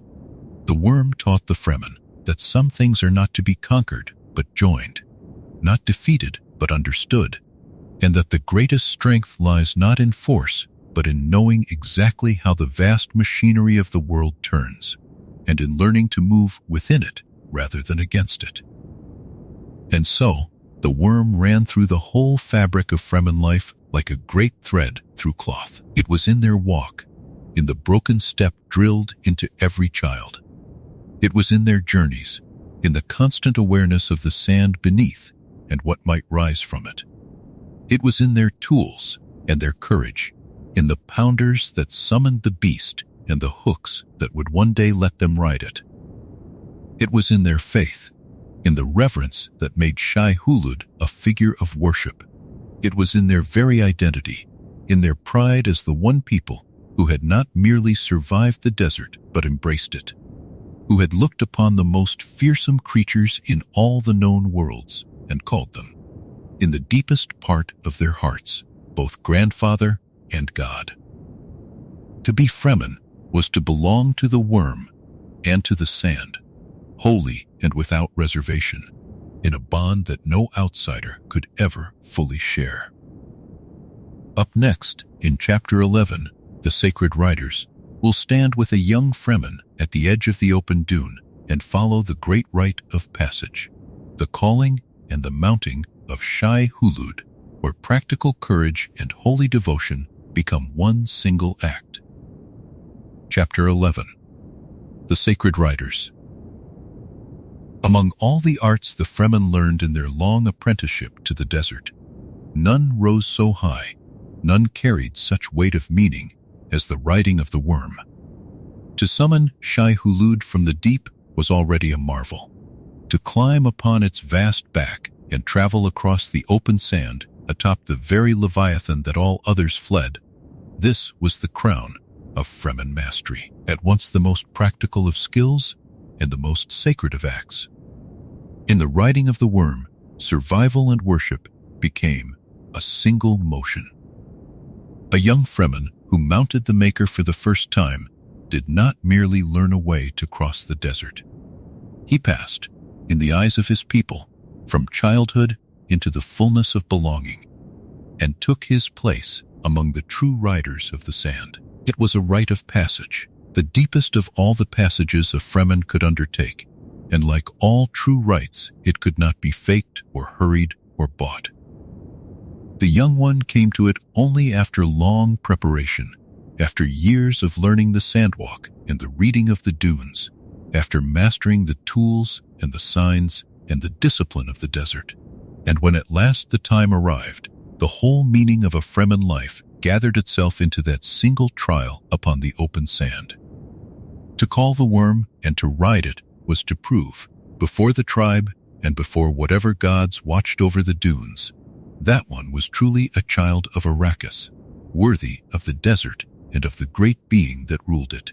Those who had not yet ridden were not yet counted as full members of the Desert Brotherhood, however brave or clever they might be. And those who had ridden carried ever after a mark that needed no telling, a quiet authority born of having done the thing that lies at the center of what it means to be Fremen. The instruments of the riding were simple, as the finest tools often are, and they carried names heavy with reverence. Chief among them were the maker hooks, the long hooked staves by which a rider took and held the worm. And here lay the strange and beautiful heart of the whole art, the secret of how a small human body could master a creature hundreds of meters long. The rider did not conquer the worm through force, for no force in the hands of a person could ever have bent such immensity. He worked instead with the worm's own nature, with the deepest law of its being. For the great worm could not bear to let sand foul the soft rings between the armored segments of its hide. It could not bear to expose that tender flesh to the abrasion of the grains. So the rider, having summoned the worm and run alongside it as it surfaced, cast his hooks and caught the leading edge of a segment ring, and with strength and skill and courage rolled that segment open, prying wide a gap in the armor and exposing the soft inner flesh to the biting sand. And the worm, rather than suffer that tender place to be scoured and abraded, would turn and roll to lift the exposed segment up and away from the sand, keeping the wounded ring high and clear of the grains. By this, the rider steered. By catching a segment on one side, he made the worm roll that side upward, and so the whole vast body turned, not out of pain alone, but out of the worm's own ancient need to protect its soft places. The greater the worm, the more hooks and the more riders it required, so that the largest of the makers carried whole bands of Fremen along its length, each tending the segments, guiding that living mountain across the dunes. Picture it now, in the calm of the night. The pounder is set going upon the open sand, its steady beat drumming down into the deep, and the young Fremen waits with the elders at the edge of the dune, hooks in hand, heart steady beneath the discipline of long training. The sand begins to swell. The long ripple rushes toward the drumming, faster than any creature has a right to move. And then the worm breaks the surface, vast beyond easy telling, its mouth a great cavern ringed with the crystal teeth of the desert, its body rising and running like a wall of living sand. And the rider does not flee. He runs to meet it. He matches its speed. He casts his hook. He catches the ring and rolls it open. And in one breathless motion, he mounts the moving Leviathan and stands upon the back of a god. There is a terror in that moment, and there is also a joy beyond the reach of ordinary words. To stand upon the worm as it races across the open dune, the wind of its passage tearing at the robes, the endless desert unrolling on every side, the whole immense body surging beneath the feet like the swell of a living sea. This was an experience granted to no other people in all the worlds. The rider became, for that time, a part of the desert's own power, carried across distances that would take days to walk, borne up by the very force that all others feared. The worm could travel far and swiftly, and a band of riders might cross a great reach of the deep desert in a fraction of the time that walking would demand, moving from one region of the sand to another atop the tireless body of the maker. In this, the riding was a gift of freedom as much as a proof of courage, for it opened the whole vast desert to a people who might otherwise have crept only slowly along its edges. And beneath the exhilaration ran the deep current of the sacred, for the Fremen never forgot what they rode. To mount shai-hulud was to touch the divine, to travel upon the back of the old man of the desert himself, and the riders carried that knowledge as a kind of reverent awe, even in the midst of their daring. For the riding was never only a feat of nerve, never merely a wild adventure across the sand. It was woven through and through with the sacred meaning the Fremen gave to all things concerning the worm. To become a rider was to enter fully into the faith of the desert, to prove oneself before the greatest manifestation of the divine that the Fremen knew. In the tribes it was said, in the deep way of things understood rather than merely spoken, that one who had ridden the worm had been accepted by the desert itself, had passed a test set not only by the elders but by the sand, and by whatever holy power moved beneath it. The worm rider held an honored place among his people, for he had done the hardest and holiest thing a Fremen could do, and had returned to tell of it not in boasting, but in the quiet certainty of one who has stood upon a god and lived. And so the sacred riders became the living emblem of everything the Fremen were. In them, all the threads of the desert life drew together into one figure. Here was the patience of a people who had studied the worm across uncounted generations. Here was the courage of those who had refused to be forever only the prey of the sand. Here was the reverence of a faith that saw in the great worm the passing of the divine. And here, above all, was the deep and unbreakable bond between the desert people and shai-hulud, made visible in the sight of a lone rider standing tall upon the back of a running leviathan, guiding the ungovernable with a gentleness born of understanding, mastering the vast not by force, but by knowing its heart. In the sacred riders, the Fremen became most fully themselves, the one people in all the universe who had made companions of monsters and gods of the sand.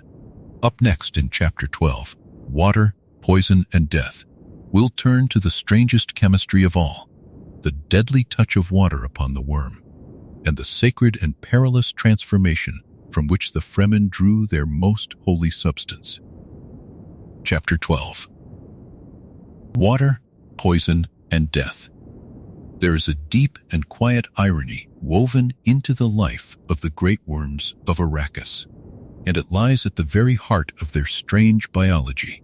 Water, the substance that every living thing craves, the substance whose absence made the Fremen so careful and so hard, the substance so precious upon the desert world that a single drop was hoarded like treasure. This same water was death to shai-hulud, the mightiest creatures in all the known worlds. Beings hundreds of meters long that no army could slay and no fortress could withstand, were undone by the gentlest and most ordinary thing in the universe. To the worm, water was poison. Water was a kind of unmaking, and from this single terrible fact, the Fremen drew their most sacred and most perilous right. There is something almost gentle in the strangeness of it, that the lords of the burning sand should be so vulnerable to the very thing their world so sorely lacked, and that the desert which starved its people of water should also be the one place where water could bring down a god. To understand why water should be so deadly to the worm, one must remember the furnace that burns within it, though the fuller telling of that inner fire belongs to another night. It is enough for now to know that the worm is a creature of tremendous heat and violent inner chemistry, a living engine of the dry sand, and that water thrown into such a body works upon it like a shock, disrupting the delicate and burning balance that keeps the great creature alive. A large worm, in its full immensity, could not simply be drowned by any quantity of water a person might carry across the dunes. But the small ones, the young makers still growing toward their vast maturity, were another matter entirely. And in the drowning of a little maker lay one of the most closely guarded mysteries of the Fremen faith. When the Fremen took a young worm, a little maker, and drowned it in water, a strange and holy thing occurred. The dying creature, in its final agony, exuded a substance, a bitter liquid that gathered upon the water in which it perished. This liquid the Fremen called the water of life, and it was at once one of the most sacred substances known to their faith, and one of the most deadly. In its raw state, as it came from the drowning maker, the water of life was a violent poison, a substance that would kill an ordinary person outright, so charged with the fierce chemistry of the worm that no unprepared body could endure it. And yet this poison stood at the very center of the deepest Fremen mysteries, for in the right hands, and only in the right hands, it could be transformed from a thing of death into a thing of revelation. The transformation of the water of life was the work of the Reverend Mothers, the holy women of the Fremen, keepers of the tribe's memory and its faith.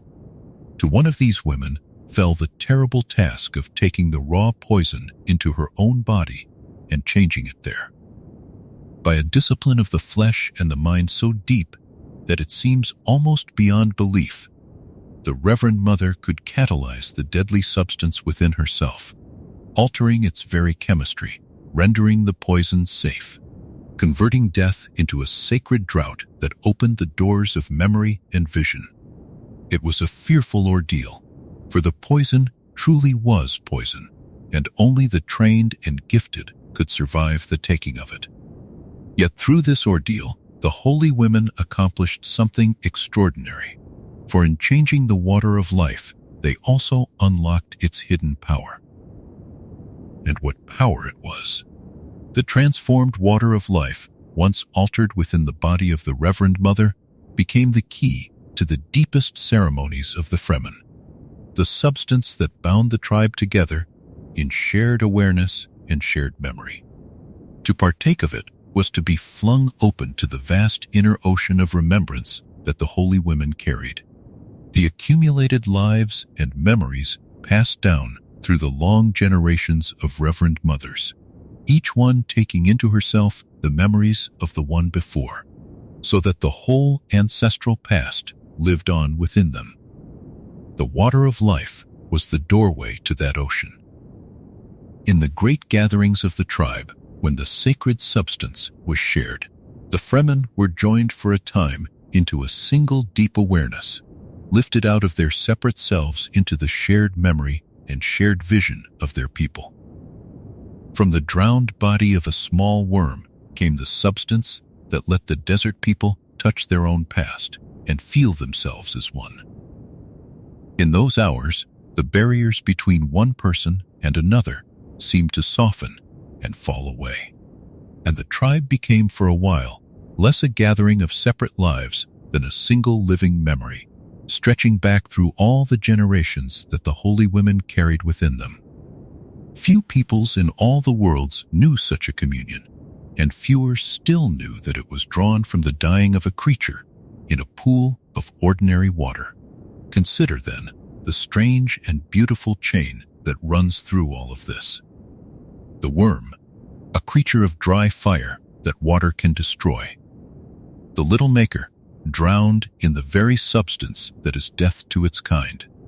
The bitter poison that gathers upon that killing water. The Reverend Mother, taking death into her body and turning it to revelation. And at the end of the chain, a whole people bound together in shared memory and holy vision by a draught drawn from the dying of a worm. Nothing in this chain is simple. Everything in it is bound to everything else, water to worm, poison to sacrament, death to the deepest life of the tribe. Frank Herbert built no idle wonders.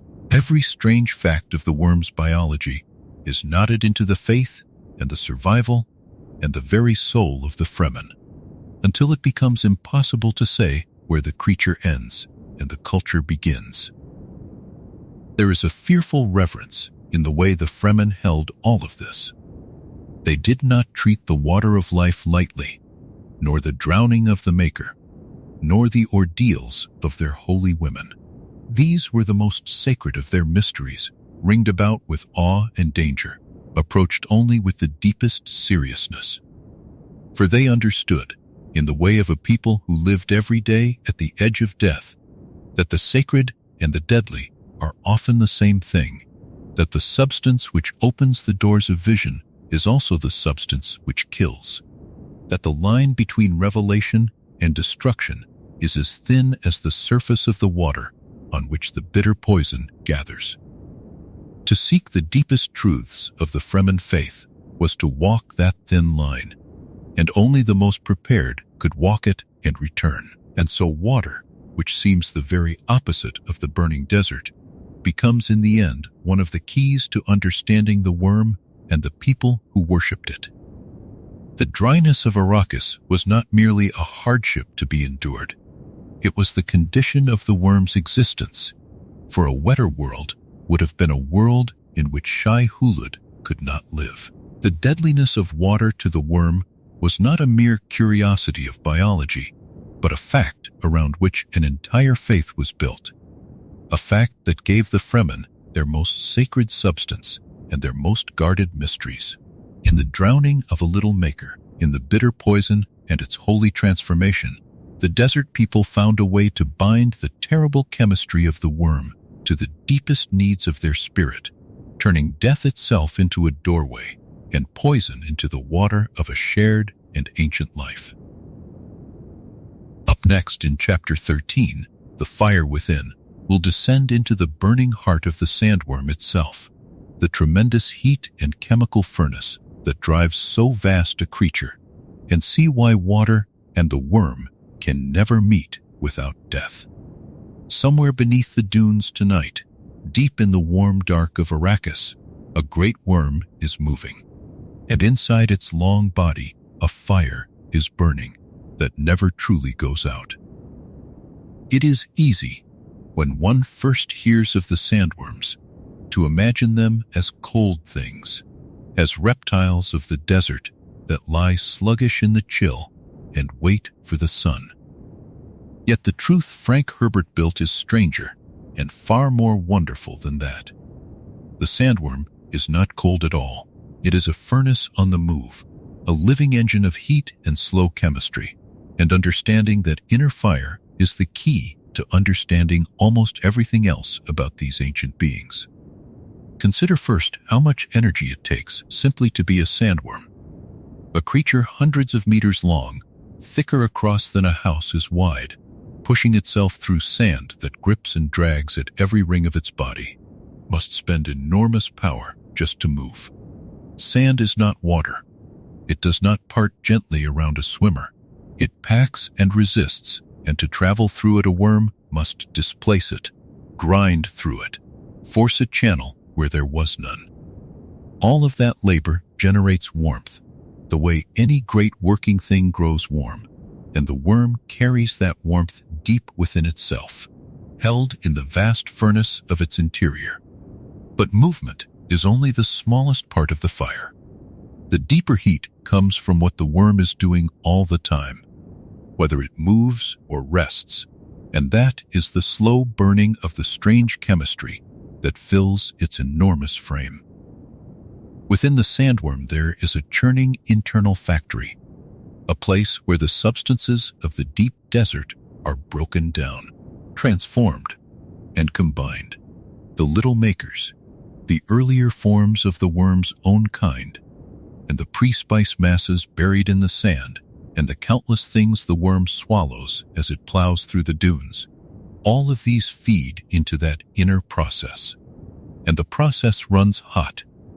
It is less like the quiet digestion of an ordinary animal, and more like the smoldering of a banked coal bed, a chemical fire kept always alight in the dark of the body.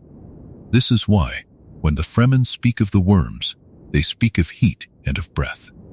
A rising worm announces itself not only by the trembling of the sand and the hiss of grains sliding, but by a gust of hot, dry air pushed up from below, air that carries the sharp cinnamon smell of spice and something deeper, something that speaks of ovens and of the forge. To stand near a breaching worm is to feel the desert itself exhale a furnace breath across the skin. The great mouth opens, ringed with its many crystalline teeth, and from within comes a warmth that does not belong to the surface world at all. It belongs to the hidden fire, to the burning core that the worm carries wherever it goes. Now here is the heart of the matter, the thing that ties the fire to everything the desert people know. Because the worm is a furnace, water is poison to it. This is not a small dislike or a mere discomfort. Water, to a sandworm, is a kind of death. Where an ordinary creature might drink and be refreshed, the sandworm cannot bear water in any quantity, for water interferes with the very chemistry of its inner fire. It is a little like pouring water onto a forge or a bed of embers. The reaction is violent, and it is wrong, and it undoes the delicate hot balance the worm depends upon to live. To understand why, one must picture the desert as the worm needs it to be. Arrakis is dry beyond the imagining of gentler worlds, and the sandworms did not simply endure that dryness, they required it. Their internal chemistry evolved in a world without standing water, a world where every drop was precious and rare, and their bodies came to treat water not as sustenance, but as a threat to be feared, and, where possible, sealed away. Deep in their biology, the worms and their earlier forms carry an old dread of water, an old need to keep it far from the furnace within. When water and the worm's inner substances meet in any real amount, the result is a churning, a chemical crisis that the great body cannot survive if it goes far enough. And this single fact, this poison of water to fire, blooms outward into some of the most sacred mysteries of the desert. For when a small maker, one of the young worms, is drowned, its body releases a bitter transformation into the water that kills it. The little maker, choking on the thing it was built to fear, exhales the essence of its interrupted fire, and that essence turns the water into something new, something the Fremen hold wholly above almost all else. The desert people know this transformation, and they guard it, and though its full weight belongs to another night's telling, it begins here, in the simple truth that the worm burns and water quenches, and that where fire and water meet in the body of a maker, wonders and poisons are born together. Think, too, of what the inner fire means for the scale of these creatures. A furnace as large as a sandworm's interior must be fed and fed and fed again. The worm cannot rest as a lizard rests, drawing warmth from the sun and spending little. It must keep its fire burning, and so it must keep working, plowing the sand, swallowing the deep substances, moving through the dark to feed the endless slow combustion of its life. In this way, the fire is both the worm's power and its burden. It grants the worm its tremendous strength, its ability to shrug off the crushing weight of the dunes and to travel leagues beneath the surface, and it demands in return a ceaseless appetite, a hunger that shapes the worm's whole existence. The desert below the dunes, then, is not the cold and silent place a surface dweller might imagine. It is threaded with the heat of the worms, warmed by their passage, marked by the burning trails they leave as they glide through the dark. The furnace within each worm reaches outward into the sand around it, so that the great beings are known not only by their movement and their smell, but by the very warmth they carry, a warmth that belongs to no other creature of that world. There is something almost volcanic about it all, and the comparison is a fair one. A volcano is not a beast, yet it is alive in its own slow way, holding molten fire in its deep chambers, breathing heat and ash, reshaping the land around it over ages. The sandworm is like a volcano that walks, a mountain of living fire that travels the dunes of Arrakis, carrying its molten heart wherever the desert calls it. When the Fremen name the worm the old man of the desert, they honor not only its age and its size, but this deep inner heat, this sense of a creature that burns quietly and eternally beneath the sand, as the roots of a mountain burn beneath the world. And so the reframe grows clearer with every layer. The sandworm is not a cold and mindless monster lurking to devour. It is a warm and ancient furnace, a chemical marvel, a being whose fire drives its strength, forbids it water, and lies at the root of the desert's holiest secrets. To fear the worm only as a killer is to miss the wonder entirely. To know the fire within it is to begin to see why the desert people bow their heads when the sand begins to move, and why they speak of the great worms not as animals, but as forces, as elders, as the burning grandfathers of the sands. Rest now with that image, the long dark body gliding beneath the dunes, the hidden fire glowing steady at its core, the furnace breath rising warm into the cold desert night. There is a strange comfort in it, in the thought of so vast and patient a fire, burning on and on beneath the silence of the sand. Up next in Chapter 14, a creature almost impossible to kill, we will explore why the worms, armored and enormous and driven by that same inner fire, stood for so long beyond the reach of any power that might have wished to end them. There is an old feeling that settles over any traveler who first sees a sandworm rise. And it is not only fear, it is a kind of helplessness, a quiet understanding that whatever this thing is, it cannot be fought. The great powers of the universe, with all their weapons and all their pride, learned this lesson again and again across the long history of Arrakis. For most of that history, no one could truly threaten the worms. They were, in the plainest sense, the unchallenged lords of the desert, and tonight we drift gently through the reasons why. Begin with the simplest reason of all, which is size. It is one thing to speak of a creature hundreds of meters long, and another to feel what that number means. Imagine a living thing longer than the tallest towers laid end to end, a body so vast that its full length is rarely seen even by those who ride it. For much of the worm remains buried in the sand at any moment, sliding through the deep dark below. A creature of that scale is not an animal one hunts in the ordinary way. It is closer to a moving landscape, a hill that travels, a feature of the world itself.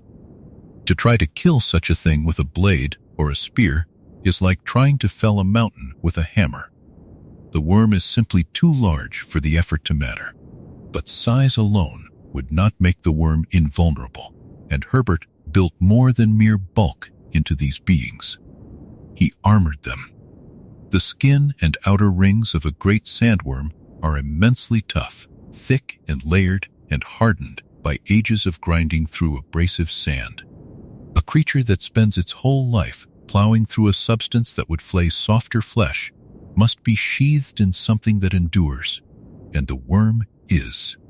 Its hide turns aside the friction of the dunes, and it turns aside as well most of the weapons that a person might bring against it. To pierce deep enough to reach anything vital, past all that armored length, would take a wound larger than most armies could ever inflict. And even if one could wound the worm, there is the matter of its fury. A sandworm is not a passive thing that waits to be struck. It is drawn to disturbance, called by rhythm and by the trembling of the sand. And when it rises with terrible purpose. The mouth opens vast enough to swallow machines whole, ringed with crystalline teeth, and the whole enormous body drives upward and forward with a power that no wall and no vehicle can withstand. The spice harvesters of Arrakis, great crawling factories heavy with metal, were swallowed by worms as easily as a person might swallow a crumb. Whole harvesting crews, whole crawlers, vanished into the sand in moments when a worm answered the call of their vibrations. Against such power, resistance was not courage. It was simply delay. There is the inner fire, too, the furnace we drifted through on an earlier night, and it plays its part in the worm's near invincibility. The heat within the worm's body is not only its engine, but part of its defense, for it means the worm cannot be poisoned or drowned in the ways that might undo a gentler creature. Water, which is death to the worm, is also the rarest thing on Arrakis, all but impossible to gather in the quantity that killing a full-grown worm would require. And nothing else in the ordinary reach of a person touches that burning core. The worm's own biology walls it away, keeps it safe within layers of fire and armor and immense living substance. Think, too, of where the worm lives and how that place shields it. For most of the time, the worm is nowhere a weapon can reach it, hidden leagues deep in the shifting dark, sensed only by the faint tremor it sends up through the sand. When it does rise, it rises on its own terms, drawn by a rhythm it chooses to answer, breaching for a moment before sinking once more into the depths that no army can follow. To hunt a worm, one would first have to find it, and to find it, one would have to call it, and to call it is to invite the very fury that no one can withstand. The desert itself becomes the worm's fortress, vast and trackless and deep. Consider what this meant for the great powers who coveted Arrakis. The spice, the melange, the most precious substance in all the known universe, lay upon this one desert world, and the spice could not be separated from the worms. Where there was spice, there were worms, and where there were worms, no one was safe. The Emperor's forces could not simply seize the desert and strip it clean. The great houses could not send their armies across the dunes without the sand rising against them. The worms did not care for crowns or fortunes. They answered only the rhythm of the sand, and they answered it with a hunger and a violence that no throne could command and no fleet could destroy. In this way, the worms guarded the treasure of the universe without ever knowing they did so, and the mightiest rulers of the age could only work around them, harvesting in careful haste, always listening for the tremor that meant a maker was coming. Weapons of tremendous force existed, of course, in a universe that had known terrible wars. There were ways in principle to destroy nearly anything, given enough power turned against it. But to unleash such force upon the worms was to risk the very prize one sought. The spice cycle was bound up with the worms so completely that to slaughter the worms in great numbers was to threaten the melange itself, and a universe addicted to the spice could not afford to poison its only well. So even those who possessed the means to harm the worms were held back by the deeper truth that harming the worms meant harming everything. The worms were protected not only by their armor and their fury, but by their own irreplaceable place in the order of things. To kill them was to lose what one killed them to obtain. And so across the long centuries the worms endured, unbeaten and unbroken. Empires rose and fell.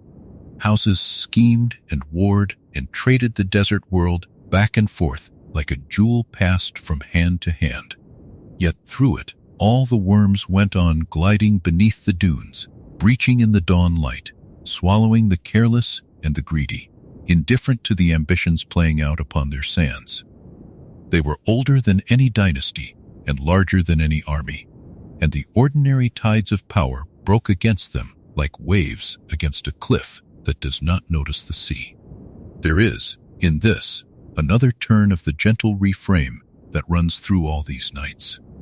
A thing that cannot be killed might seem the very definition of a monster, a horror against which one is powerless. Yet the worms were never malicious in their invulnerability. They did not seek out the powers of the universe to destroy them. They simply lived, vast and armored and burning, doing what their nature bid them do, and it was the greed of others that brought them into the path of harm. The worm's near immortality was not a threat aimed at anyone. It was only the deep durability of a creature perfectly suited to its harsh and ancient world, a durability that made it without ever intending to. The keeper of the desert and the guardian of the spice. Let that steadiness be a comfort as sleep draws near. Picture the worm moving on beneath the sand, untroubled by the schemes above it, too vast to be threatened, too armored to be wounded, too bound into the world to be spared. There is a deep calm in the thought of something so enduring, a creature that the storms of history could not touch, gliding on through the dark as it has for ages beyond counting, as it will glide on long after the noise of the day has faded into silence. Up next in Chapter 15, The Ecology of Arrakis, we will draw back from the single worm and see how the worms, the sandtrout, the spice, and the desert all lock together into one great living system, an entire world balanced upon the ancient cycle of shai-hulud. On the gentlest nights, when the mind is ready to let go of single things and float instead among the connections between them, the desert of Arrakis reveals its greatest secret. It is not the worm alone that is the marvel. It is the way the worm belongs to everything around it, the way each part of that dry world reaches into every other part, until the whole planet reveals itself as one vast and delicate living system. Tonight, we drift back from the single great body beneath the dunes and let ourselves see the pattern entire, the ecology of Arrakis, an entire world balanced upon the ancient cycle of shai-hulud. Begin with the sand itself, that endless ocean of grains that covers so much of the planet. To the careless eye, it is lifeless, a wasteland of dunes stretching from horizon to horizon under a burning sun. But nothing on Arrakis is truly separate from life, and the sand least of all. For the sand is the home and the highway of the worms, and it is also the vast slow factory in which the most precious substance in the universe is made. Beneath its surface, hidden from the sky, the cycle turns and turns, and every dune is a page in a story that has been unfolding since long before any human set foot upon the world. Recall the earliest form of the worm, the sandtrout, the small leathery thing that lives its life beneath the surface.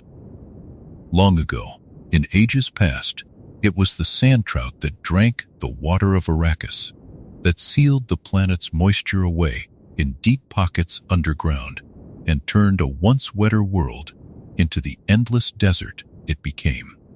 The sandtrout are still there, still working, still holding the water of the planet away from the surface so that the desert may remain the desert. In this, the sandtrout are the foundation of the whole system, the patient engineers who keep Arrakis dry enough for the worms and the spice to flourish. Without their endless labor of insisting water, the balance would tip, and the fragile dry order of the planet would begin to unravel. From the sandtrout grow the little makers, and from the little makers, across the long, slow turning of the cycle, come at last the great worms themselves. So the worm is not a thing apart. It is one stage in a life that begins small and hidden and rises, over ages, into the leviathans that glide beneath the dunes.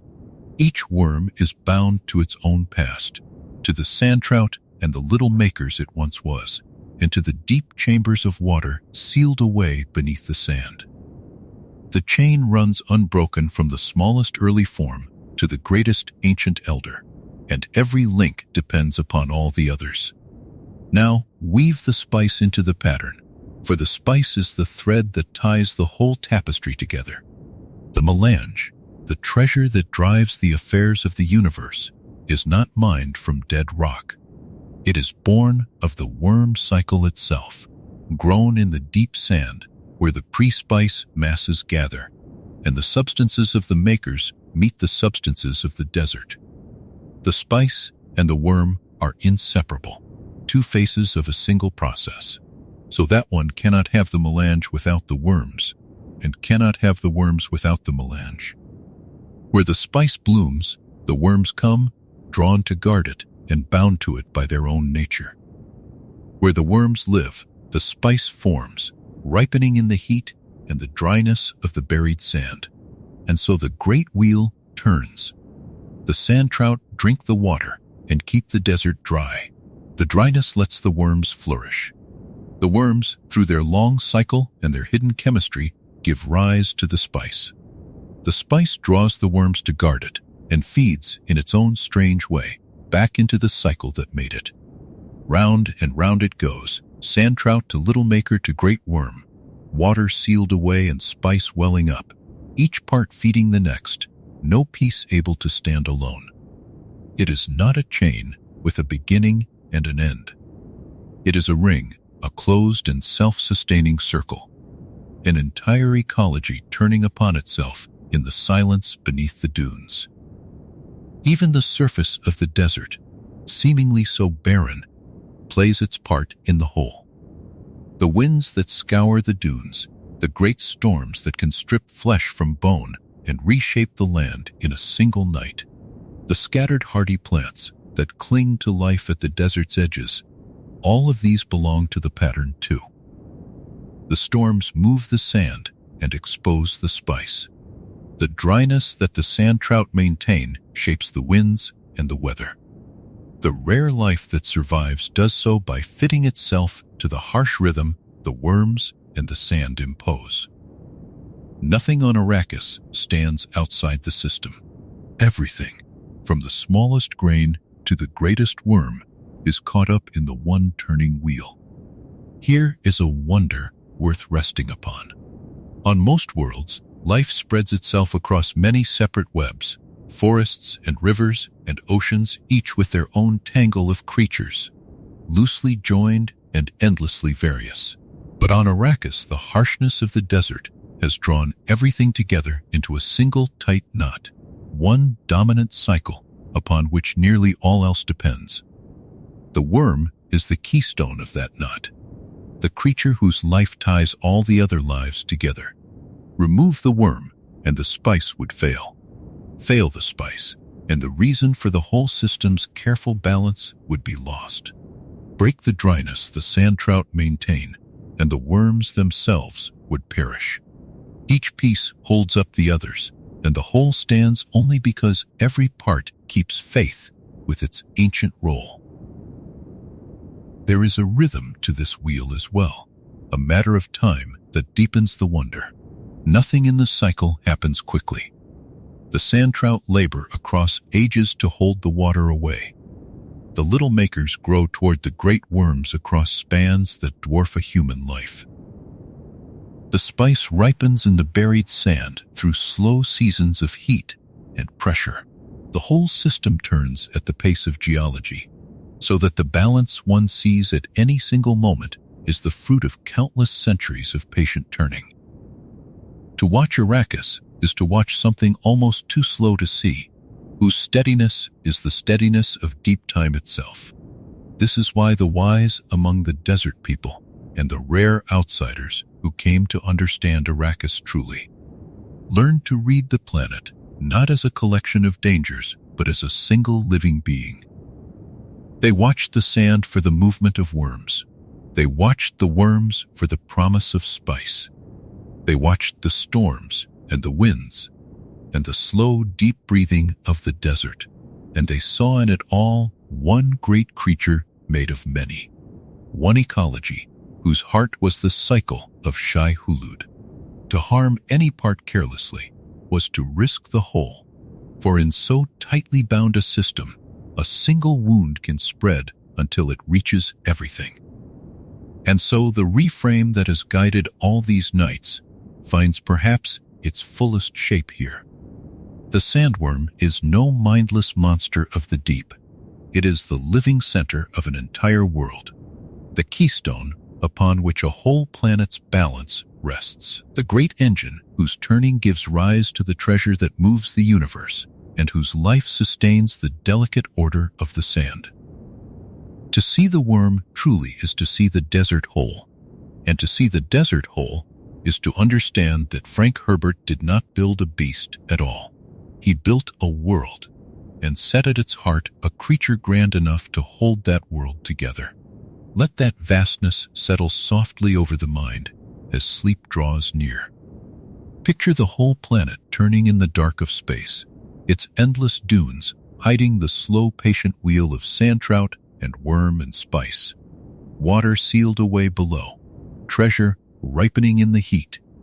Everything joined to everything else in one great and ancient balance. There is deep peace in such an order, in a world so perfectly woven that every grain of sand has its place.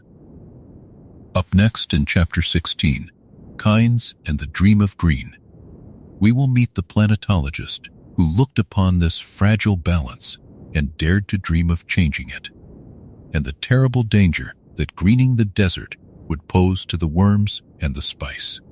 Not everyone who came to Arrakis saw only a desert to be endured.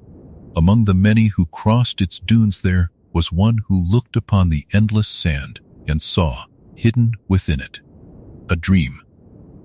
His name was Liet Kynes, and he was a planetologist, a servant of the Emperor sent to study the desert world, and also, in secret, a leader and a prophet among the Fremen. Tonight, we drift gently into his vision, the dream of green, and into the terrible danger that dream carried within it. A danger woven from the very love he bore for the worms and the sand. Kynes inherited his dream, in part, from his father before him, another planetologist who had come to Arrakis and fallen under the spell of its possibilities. Where others saw only a wasteland fit for mining spice, these men saw a canvas. They understood the desert not as a fixed and hopeless thing, but as a system that could over time be nudged and guided and slowly changed. And the change they dreamed of was water. They dreamed of a day, far distant, when Arrakis might hold open water again, when there might be pools and rivers and growing things, when the desert might give way, dune by patient dune, to fields and forests and the soft green of a living world. It was a dream of astonishing patience. Kynes understood that such a transformation could not happen in a single lifetime, nor in 10 lifetimes, nor perhaps in 100. It would take centuries of careful work, of planting hardy grasses to anchor the dunes, of trapping the scarce moisture of the air, of building slowly upward from the smallest footholds of life until the balance of the whole planet began, at last, to tip toward abundance. He taught this long dream to the Fremen, and they took it into their hearts, and they labored in secret across the generations, hoarding their water and planting their hidden gardens, tending the first fragile seeds of a green Arrakis that none of them would ever live to see.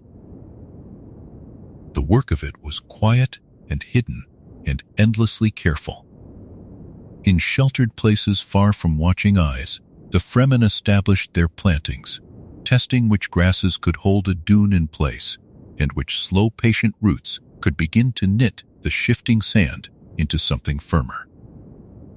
They built devices to catch the dew of the cold desert nights, and they gathered water drop by precious drop, storing it away not for themselves, but for the far future they served.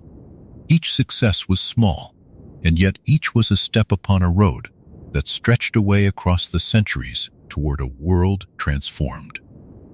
Kynes moved among these hidden efforts as both scientist and guide, holding in his mind the vast plan that tied every scattered planting into a single design. His was the discipline of a man who thought in centuries, who could look upon a single blade of grass and see in it the distant promise of forests, and who bore the loneliness of a dream so large that no living eye would witness its fulfillment. There is great beauty in this vision, and the Fremen embraced it as a kind of faith. To a people who counted every drop of water as sacred, who wrapped themselves in stillsuits to reclaim the very moisture of their breath, the promise of open water was almost beyond imagining. It was a paradise, a distant heaven toward which every hidden planting and every saved drop was a single small step. Kynes gave them not only a plan, but a hope, a reason to endure the harshness of the present for the sake of a future glory. And so the dream of green spread quietly through the desert, carried in the hearts of a people who had learned to wait. Yet within this beautiful dream there slept a terrible danger, and Kynes, who understood the desert better than any living soul, understood the danger too. For the green he dreamed of and the worms he revered could not, it seemed, live together. The whole life of the sandworm depended upon the dryness of Arrakis. It was the sandtrout, drinking and sealing away the planet's water long ago, that had made the desert in the first place. And it was the desert, endless and parched, that allowed the worms and the spice to flourish. Water was death to the worm, poison to its inner fire, ruin to the delicate hot balance of its body. And a green Arrakis would be, above all things, a wet one. Here lay the cruel heart of the dream. To bring water to the desert, to green the dunes and fill the air with moisture, and let open pools gather upon the surface, would be to strike at the very thing the worms could not survive. Where there was standing water, the worms could not live. Where the worms could not live, the spice could not form, for the two were inseparable, two faces of one cycle. So the dream of green carried within it, quietly and inevitably, the death of the worms and the ending of the spice.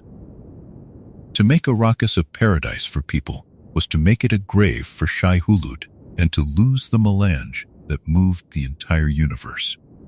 Kynes saw this danger clearly, and it did not turn him from his dream, for he believed the transformation could be guided with care, held to so slow and gentle a pace that the balance might be managed across the long centuries. He imagined a Arrakis that might keep some portion of desert even as it greened the rest, preserving the worms in the dry lands while life bloomed elsewhere. It was a hope built upon exquisite restraint, upon the belief that so vast a change could be steered with a steady enough hand across enough generations that nothing precious need be lost too soon. Whether such balance could truly be held was a question that would haunt the far future of the saga. But in Kynes' own time, it remained a dream still cradled in careful patience. Consider the weight of what Kynes carried. He loved the desert, and he served it, and he understood its worms as few ever had.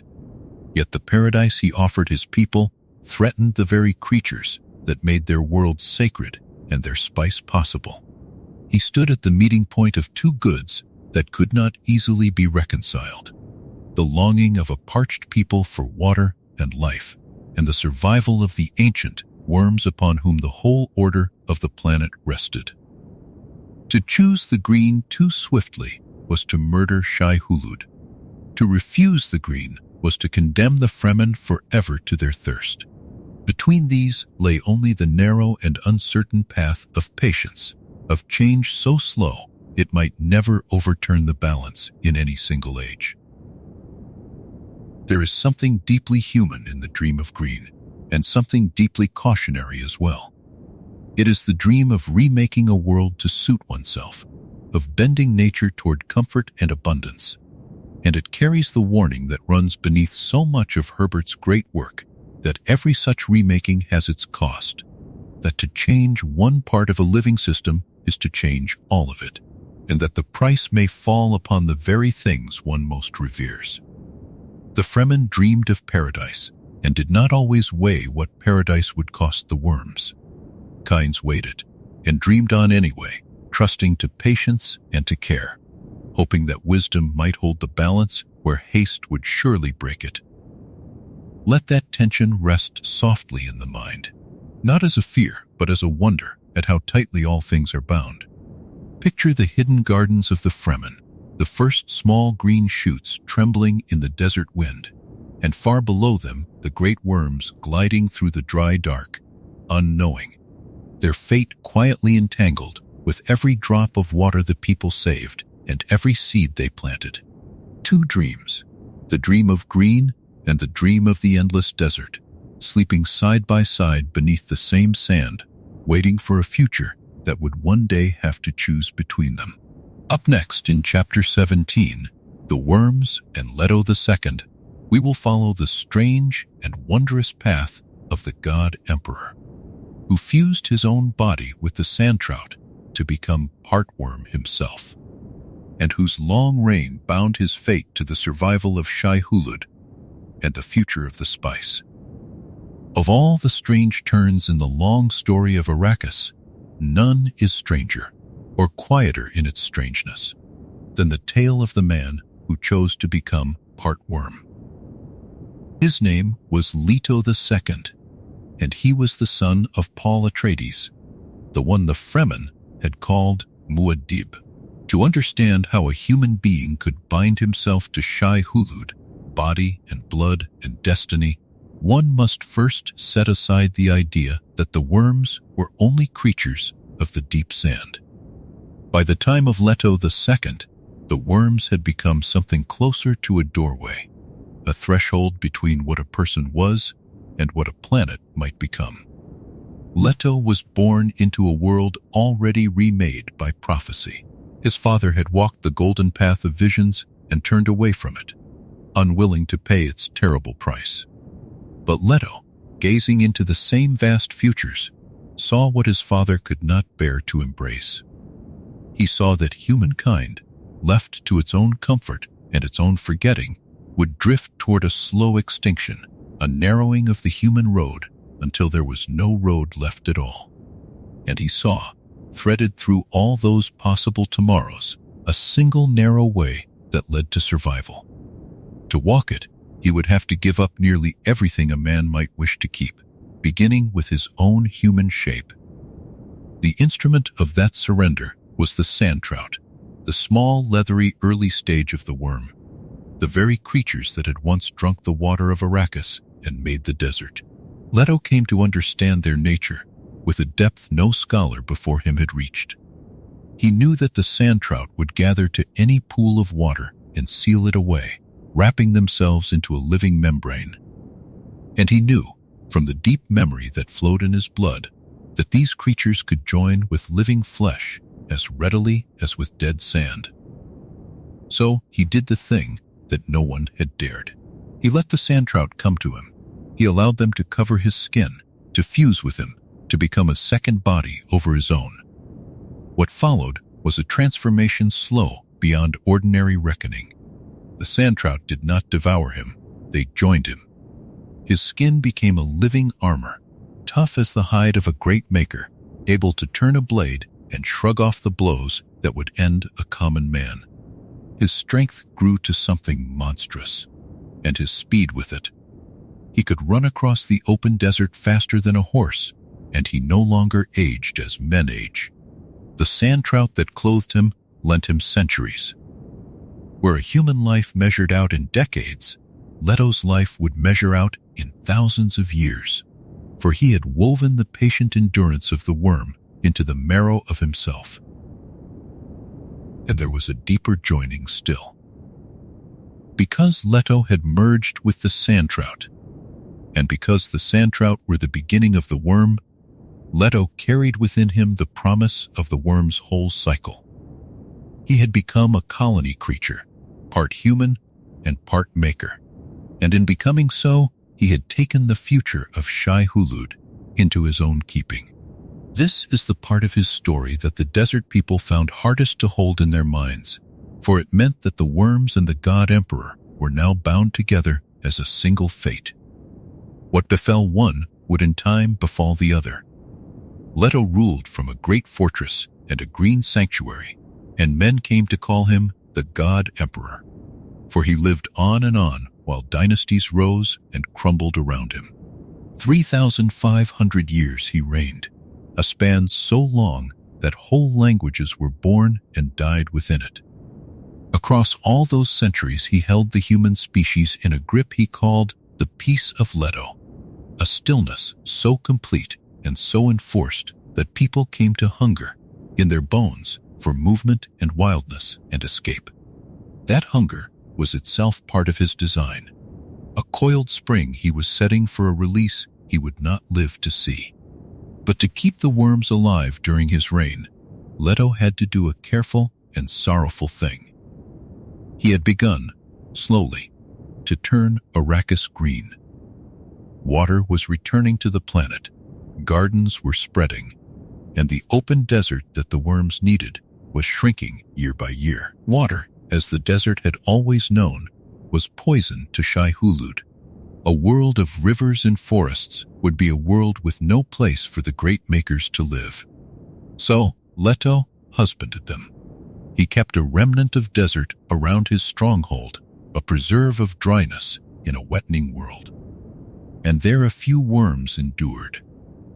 He also gathered a great hoard of the spice, the melange that only the worm cycle could produce, and he guarded it, knowing that when the worms grew scarce, the spice would grow scarce with them.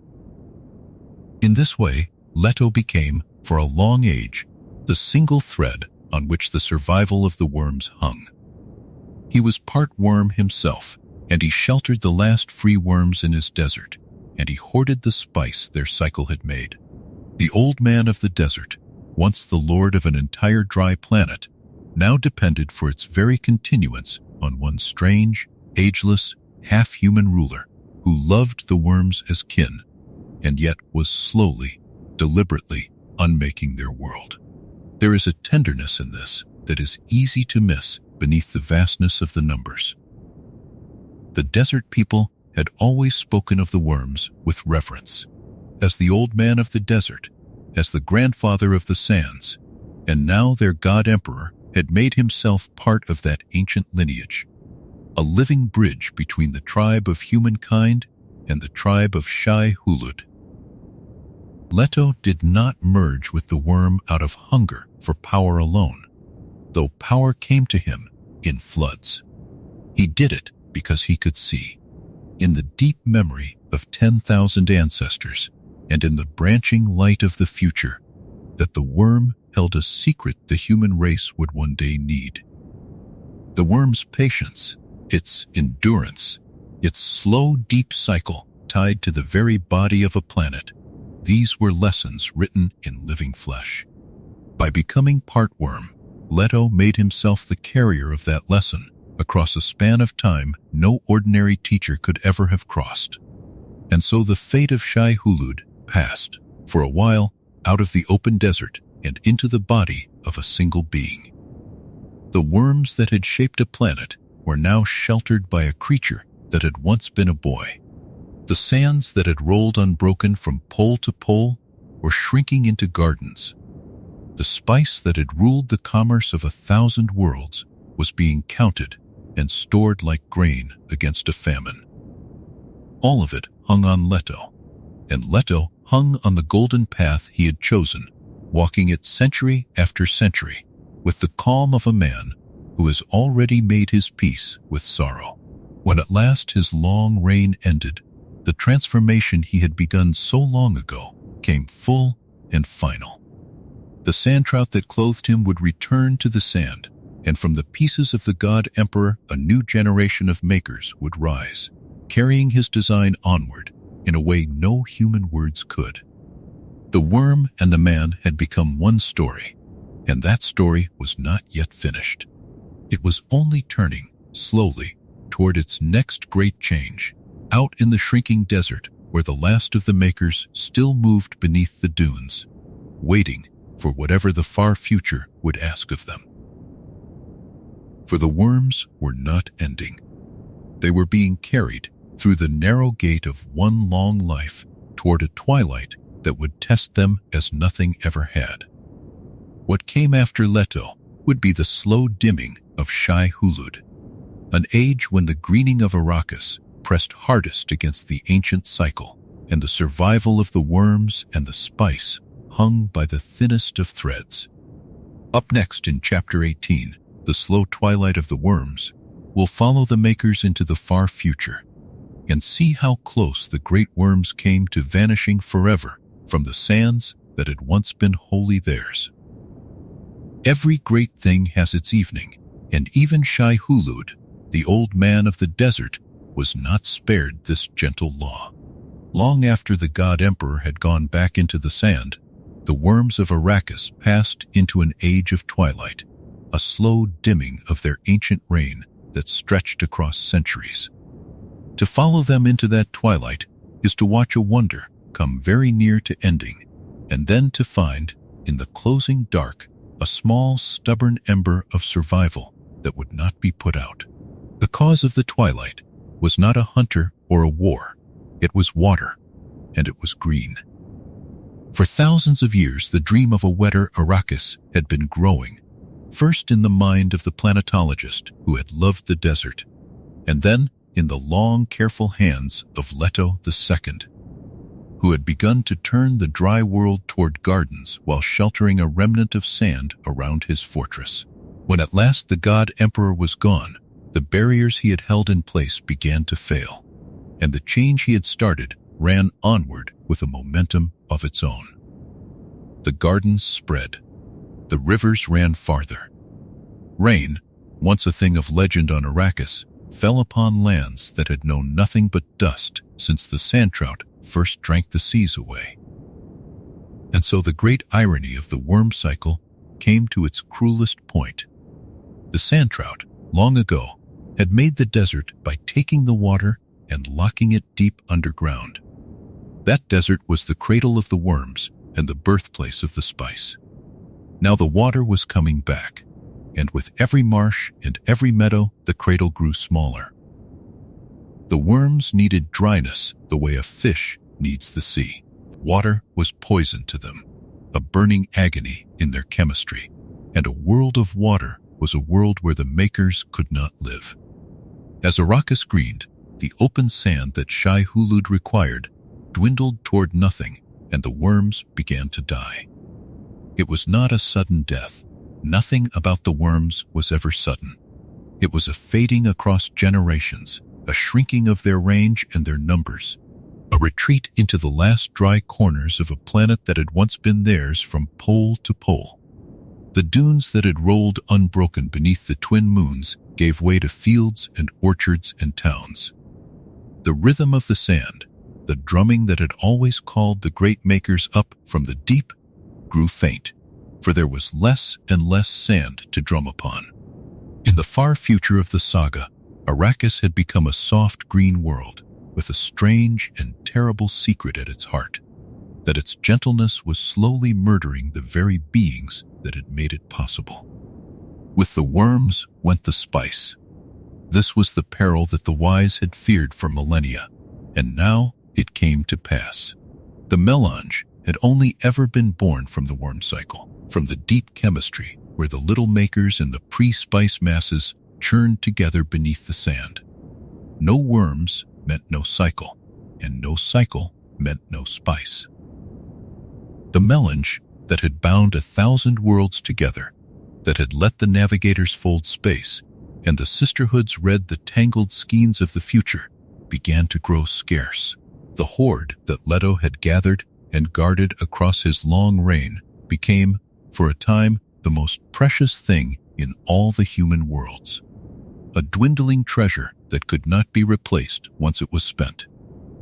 The twilight of the worms was, at the same moment, the twilight of the spice, and the two dimmed together as they had always lived together, inseparable to the very end. To the desert people of old, this would have seemed the darkest of prophecies come true. The death of the old man of the desert by the very water they had once dreamed of gathering. They had never imagined that the fulfillment of that dream might also be the ending of shai-hulud. The old planetologist, who first dreamed of greening the world, had warned that too much water, too fast, would strike at the worms and the spice together. In the far future, his warning came true, and the two treasures of Arrakis dimmed together beneath the gardens. There were those in that far age who understood the danger and grieved it, and those who saw in the crisis only a lever for their own ambitions. Powers rose and schemed over the last of the melange, and the scarcity reshaped the balance of the human universe in ways that would have astonished the old desert tribes. But beneath all the maneuvering, the quiet truth remained. If the worms vanished utterly, the spice would vanish with them, and something ancient and irreplaceable would go out of the galaxy forever. A light that no ambition could ever rekindle. And yet, the worms did not vanish. Here is the small ember in the closing dark, the mercy hidden inside the design of Leto II. The God Emperor had never intended his greening of Arrakis to be the true end of shai-hulud. When he chose to merge with the sandtrout so long ago, he had made himself a vessel, and he had ensured that his own dissolution would seed the sand anew. From the transformed body of Leto came a fresh generation of sandtrout, scattered into the deep, carrying the beginning of the worm cycle forward past the very edge of extinction. The greening might strip the surface world of its dryness, but deep beneath, in the pockets that stayed arid, the little makers waited. The cycle had been narrowed almost to a thread, but it had not been cut. So the survival of the worms hung across those later ages on the thinnest of margins. A remnant endured in whatever dry ground remained, in preserves and deserts held apart from the spreading water. Sandtrout still gathered to seal away moisture, still crept toward the form of the little maker, still reached across the slow years toward the shape of the great worm. In hidden places the ancient rhythm continued, faint but unbroken, the same patient cycle that had turned since before the memory of any living thing.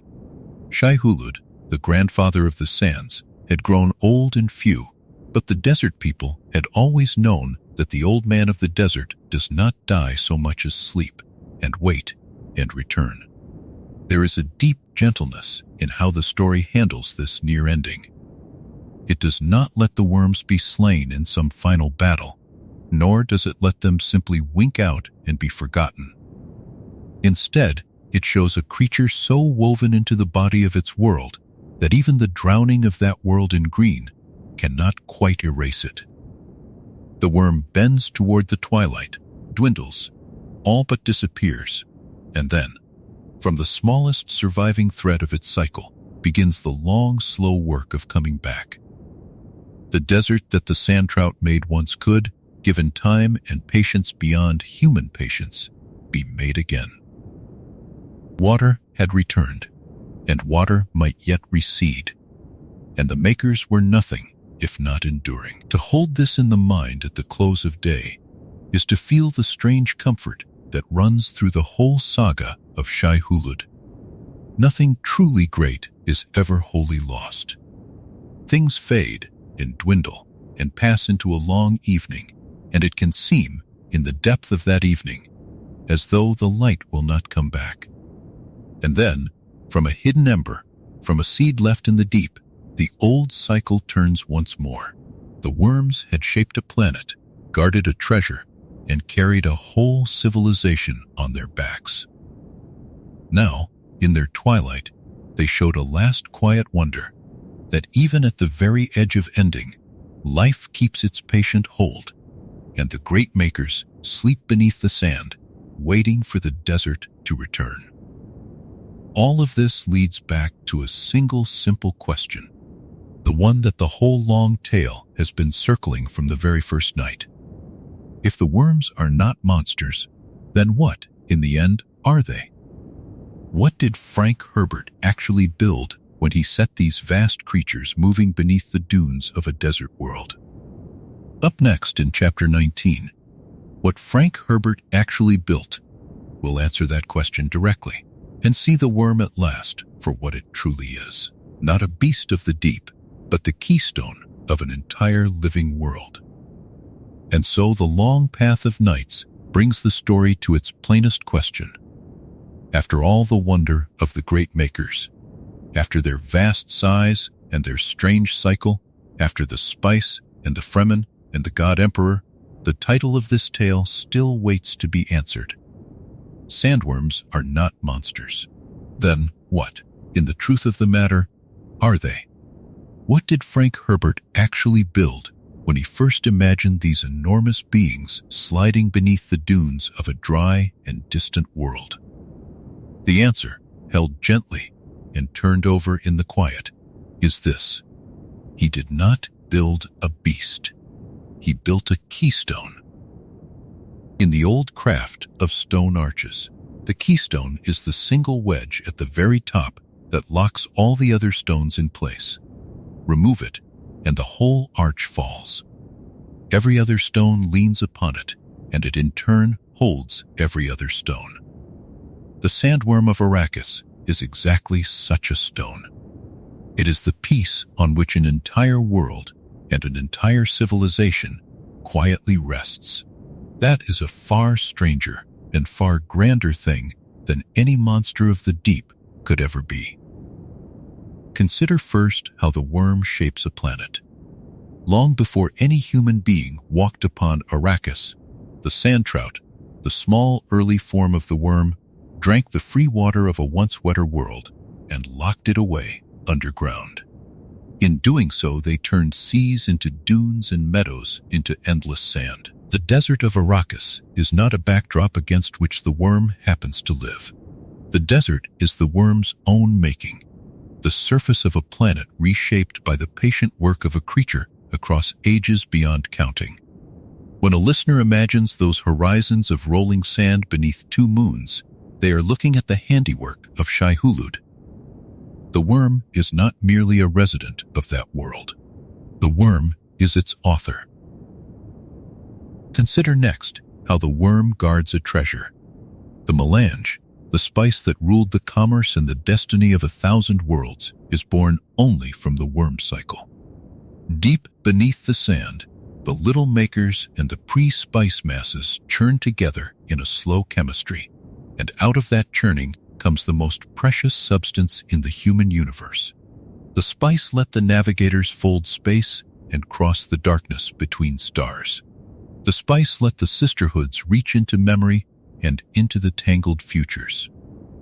The spice extended human life and sharpened human sight. And all of it, every last grain, came from the body and the cycle of the worm. No worm, no spice. The great makers were the sole keepers of the one treasure that no power could manufacture and no fortune could replace. They rose to defend it, so that none could simply take the melange without facing the fury of shai-hulud. The worm did not merely produce the treasure of the universe. The worm was its guardian and its source together. Consider then how the worm binds a civilization. The Fremen, the desert people, built their whole way of living around the great makers. They learned the drumming rhythms that called the worms up from the deep and the maker hooks that let a rider mount and steer them across the open sand. They wove the worm into their religion, naming it the Old Man of the Desert and the Grandfather of the Sands, and into their rites of passage, so that a young one became fully of the tribe only by calling and riding a wild maker. They drew from the worm cycle the sacred and poisonous water of life, made when a small maker was drowned, the deadly draught that lay at the heart of their most solemn ceremonies, their survival, their faith, and their very sense of who they were. All of it grew from the presence of shai-hulud beneath their sands. The worm did not merely share the desert with the desert people. The worm was the axis around which their entire world turned. Now set these three truths side by side. The worm shapes the planet. The worm guards the treasure. The worm binds the civilization. And behind all three runs a single, unbroken cycle. From the sandtrout that seal away the water, to the little makers that grow in the deep, to the great worms that roam the dunes, and back again through the making of the spice. Herbert did not scatter these ideas at random. He locked them together into one interlocking system, so that the biology of a creature, the ecology of a world, the economy of an empire, and the faith of a people all rest upon the same slow-turning wheel. Pull out the worm, and every one of those things collapses. That is what a keystone means. That is what the sandworm is. This is why it is such a quiet mistake to see the worm as only a monster. A monster is a thing set against the world, an intruder to be feared and, in the end, defeated. But the sandworm is not against its world. The sandworm is its world, or the deepest part of it, the living hinge on which everything else swings. To fear it as a mere devourer of the unwary is to miss the whole design, to stare at the terror of its jaws and never see the wonder of its work. The Fremen understood this, which is why their feeling for the worm was never simple fear, but something closer to awe. The awe a person feels before a mountain or a sea, before a force so vast and so ancient that it holds a whole world in its keeping. It is worth pausing, too, on how completely the worm was woven into the great turnings of history upon Arrakis. When the young Paul Atreides came to the desert and was taken in by the Fremen, it was the worm that carried him, the worm he learned to ride, the worm whose cycle gave the spice that opened his sight into the tangled skeins of the future. When his son, Leto II, sought a way to carry the human species safely across the ages, it was to the worm he turned, merging with the sandtrout to become part-maker himself. At every hinge of the long saga, the worm was there beneath it all, the slow foundation on which the swift events of history were played out. There is a lesson folded into this that reaches beyond the sands of any imagined planet.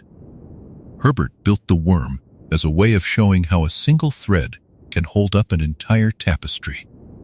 How one creature, one cycle, one patient natural process can underpin things as grand as empires and as intimate as a child's first passage into adulthood. He was pointing, through the dream of Arrakis, at the real and quiet truth of living worlds, that they are woven of dependencies we rarely see, that the mightiest structures of trade and power and belief often rest upon some slow, unglamorous, easily overlooked foundation in the living earth. The worm made this visible by making it vast. It took the hidden keystone of an ecology and gave it the size of a leviathan, so that no one could fail to notice how much depended on it. And so the title answers itself, softly in the dark. Sandworms are not monsters. They are keystones. They are the makers of a desert, the source and the guardian of a priceless treasure, and the living heart of a people's faith. They are the single piece that holds the whole arch of Arrakis in place. Biology and ecology and empire and religion, all leaning inward upon the ancient cycle of shai-hulud. Frank Herbert built not a beast to be slain, but a foundation to be understood. A creature that teaches, by its very vastness, how deeply the great things of a world can rest upon the patient turning of one hidden cycle beneath the sand. There is one thing left to do on this long and gentle journey. Having seen the worm for what it truly is, it remains only to sit quietly with the wonder of it, to let the vastness of the desert and the slowness of its great creatures settle the mind toward rest, and to draw from the sands a last deep breath of the wisdom they have to give. Up next in Chapter 20, The Deep Wisdom of the Desert, we'll close this journey with a soft reflection on the worms, the sands, and the great patient turning of nature and time. And now, the journey comes to its quiet end, not with a storm, but with a stillness, the kind of stillness that settles over the desert when the sun has gone down and the sand gives back its warmth to the cooling air. There is nothing left to explain. The great makers have been seen for what they are, and all that remains is to sit with them a while, out under the two moons, and let the vastness of the desert draw the mind softly down toward rest. Think, in this last hour, of how large the worms are and how slow. Creatures hundreds of meters long, some of the most ancient larger still, moving beneath the dunes with the unhurried certainty of things that have never needed to rush. They do not race the days as smaller creatures do. Their lives are measured against the long turning of the sand itself, against cycles that begin with the sandtrout and end, ages later, in the churning of the spice deep below. To picture such a being gliding through the deep is to feel one's own hurry loosen and fall away. For here is a life so vast and so patient that all the small anxieties of an ordinary day seem to shrink to their true and gentle size. Think, too, of how old the desert is, and how the worms are older still in their way, for they made it. The endless dunes of Arrakis are not empty. They are the surface of a work that took ages beyond human counting. The slow labor of the sandtrout drinking away the seas until a wetter world became a kingdom of sand. Every horizon of that desert holds the memory of that long making. When the wind moves across the dunes at night and lifts a fine hiss of grains into the dark, it is stirring the very medium through which shai-hulud has moved since before there were people to give it a name. The desert is old, and the worm is its oldest inhabitant, and there is a deep peace in belonging, even for one quiet evening, to so ancient a story. The desert people understood this peace, though their lives upon the sand were hard. They did not stand against their world, forever fighting it. They learned it. They learned the rhythms that called the worms, and the walk that would not, the broken, uneven step that let a person cross the open sand without summoning the great maker from below. They learned to ride, to draw water from the deep, to hold every drop as precious. And in learning these things they came to feel, beneath the danger, a profound belonging to the desert and its worms. Their reverence for shai-hulud, the old man of the desert, the grandfather of the sands, was not fear dressed up as worship. It was the recognition of a truth, that they lived within something far greater than themselves, and that wisdom lay not in conquering it, but in moving gently, respectfully, in step with its ancient ways. That, perhaps, is the deepest wisdom the desert has to give. The great makers ask for patience. They ask for humility before things larger and older than any single life. They ask that we notice how much of the world rests upon quiet foundations we did not build and can barely see, and that we treat those foundations with care. The whole long tale of the worm and the spice and the sand is, at heart, a tale about balance, about how a living world holds together through the patient turning of one cycle, and how easily such balance can be lost when it is not understood. Even the greening of Arrakis, born of a beautiful dream, carried within it the danger of unmaking the very creatures that had made the world possible. The desert teaches that the grandest of hopes must still bow to the slow truths of the living earth. And there is comfort here as well, not only warning. For the worm, in all its vastness, is also a promise that life endures.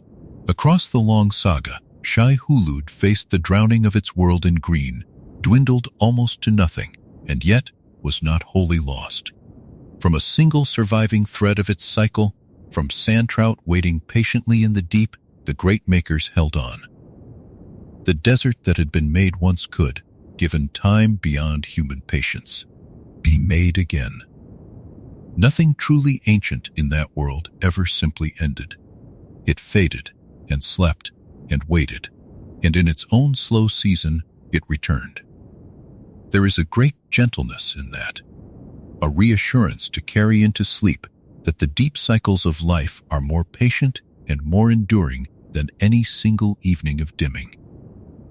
There is a kindness as well in how little the worm asks of the world it holds together. It does not rule from a throne or demand tribute or keep any court.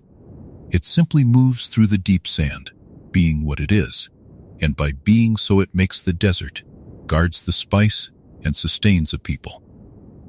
All the grandeur that rests upon it is given quietly, without display. The worm is not proud. It is not cruel. It is not even, in any way a person could name, aware of the empires and faiths that lean upon its ancient cycle. It is only vast and old and patient, and that is enough. There is something restful in that thought, that the greatest foundations are often the humblest, that the things which hold the world together do so without noise or asking. The way the deep roots of a tree hold up all its reaching branches unseen. Consider, in this last quiet, how the whole cycle turns without pause or hurry. The sandtrout seal the water away in the deep. The little makers grow slowly toward the great worm. The great worm roams the dunes across the long years, and in the deep beneath it, the spice is made. And in time, the cycle folds back upon itself and begins again. Round and round it goes, patient beyond any human patience, indifferent to the rise and fall of all the small, swift dramas upon the surface. To rest one's mind upon that turning wheel is to feel carried by something larger than oneself, a current so slow and so sure that there is nothing to do but let it bear you gently along. So let the mind rest now on the image of the sleeping desert. The sand lies cool beneath the two moons. Somewhere far below, a great worm moves through the deep with the slow certainty of ages, harming no one, simply being what it has always been, the living heart of its world. The dunes stretch away to every horizon, silent and silver in the moonlight, holding their ancient story quietly, asking nothing. The air is still, the night is vast and kind, and in that vastness there is room for every small worry to loosen its grip and drift away, the way a footprint drifts and fills and vanishes on the surface of the moving sand. There is no need to hold on to anything now. The worms are not monsters, and they never were. They are keystones and makers and the patient lords of a patient world, and their story asks nothing of the listener but to rest within its calm. All the wonder of Arrakis, the size and the slowness, the spice and the sand, the reverence of the desert people, and the long turning of the cycle, all of it can be set down gently, like a heavy pack laid aside at the end of a long day's walk across the dunes. Let the breathing slow to match the slowness of the great makers. Let the thoughts grow soft and dim, like the last light fading from the western sand. There is nowhere to go, and nothing to do. Only the quiet of the desert night and the deep, unhurried peace of a world that has always known how to wait. The sand holds its warmth a little longer. The moons keep their silent watch. And far beneath the dunes, the old man of the desert moves on through the deep, ancient and unafraid, carrying the wisdom of the sands into the endless patient dark, where all things rest at last, and are well, and are still. Rest now, gently, in the great calm of the desert and its worms, and let the vastness of that quiet carry you softly, peacefully, all the way down into sleep. And so we come, softly, to the end of our telling. Tonight, we followed the great sandworms of Arrakis, more than monsters, from shai-hulud, the old man of the desert, to the sheer size of the legend. We learned how their life cycle begins, of the sandtrout and the little makers, and how the desert itself was made. We saw the deep link between the worms and the spice, the worms as guardians of the melange, and how they are drawn by the rhythm of the sand. We followed the Fremen and the worms, the sacred riders, water and poison and death, and the worms' inner fire. We explored the ecology of Arrakis, Kynes and the dream of green, the worms and Leto II, and their slow twilight in the ages to come. And we came, at the last, to what Frank Herbert actually built, and to the deep wisdom of the desert. There is nothing left now that you must remember. Let each of those distant and difficult things sink away from you, down through still dark water, growing fainter and fainter until only calm remains. You are safe. You are whole. Nothing here is broken, and nothing asks anything of you. Let your breathing slow, and let the last of the day dissolve like mist over a quiet desert at dawn.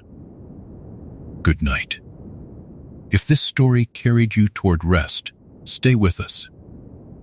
There are many more long, gentle tales waiting for the nights to come.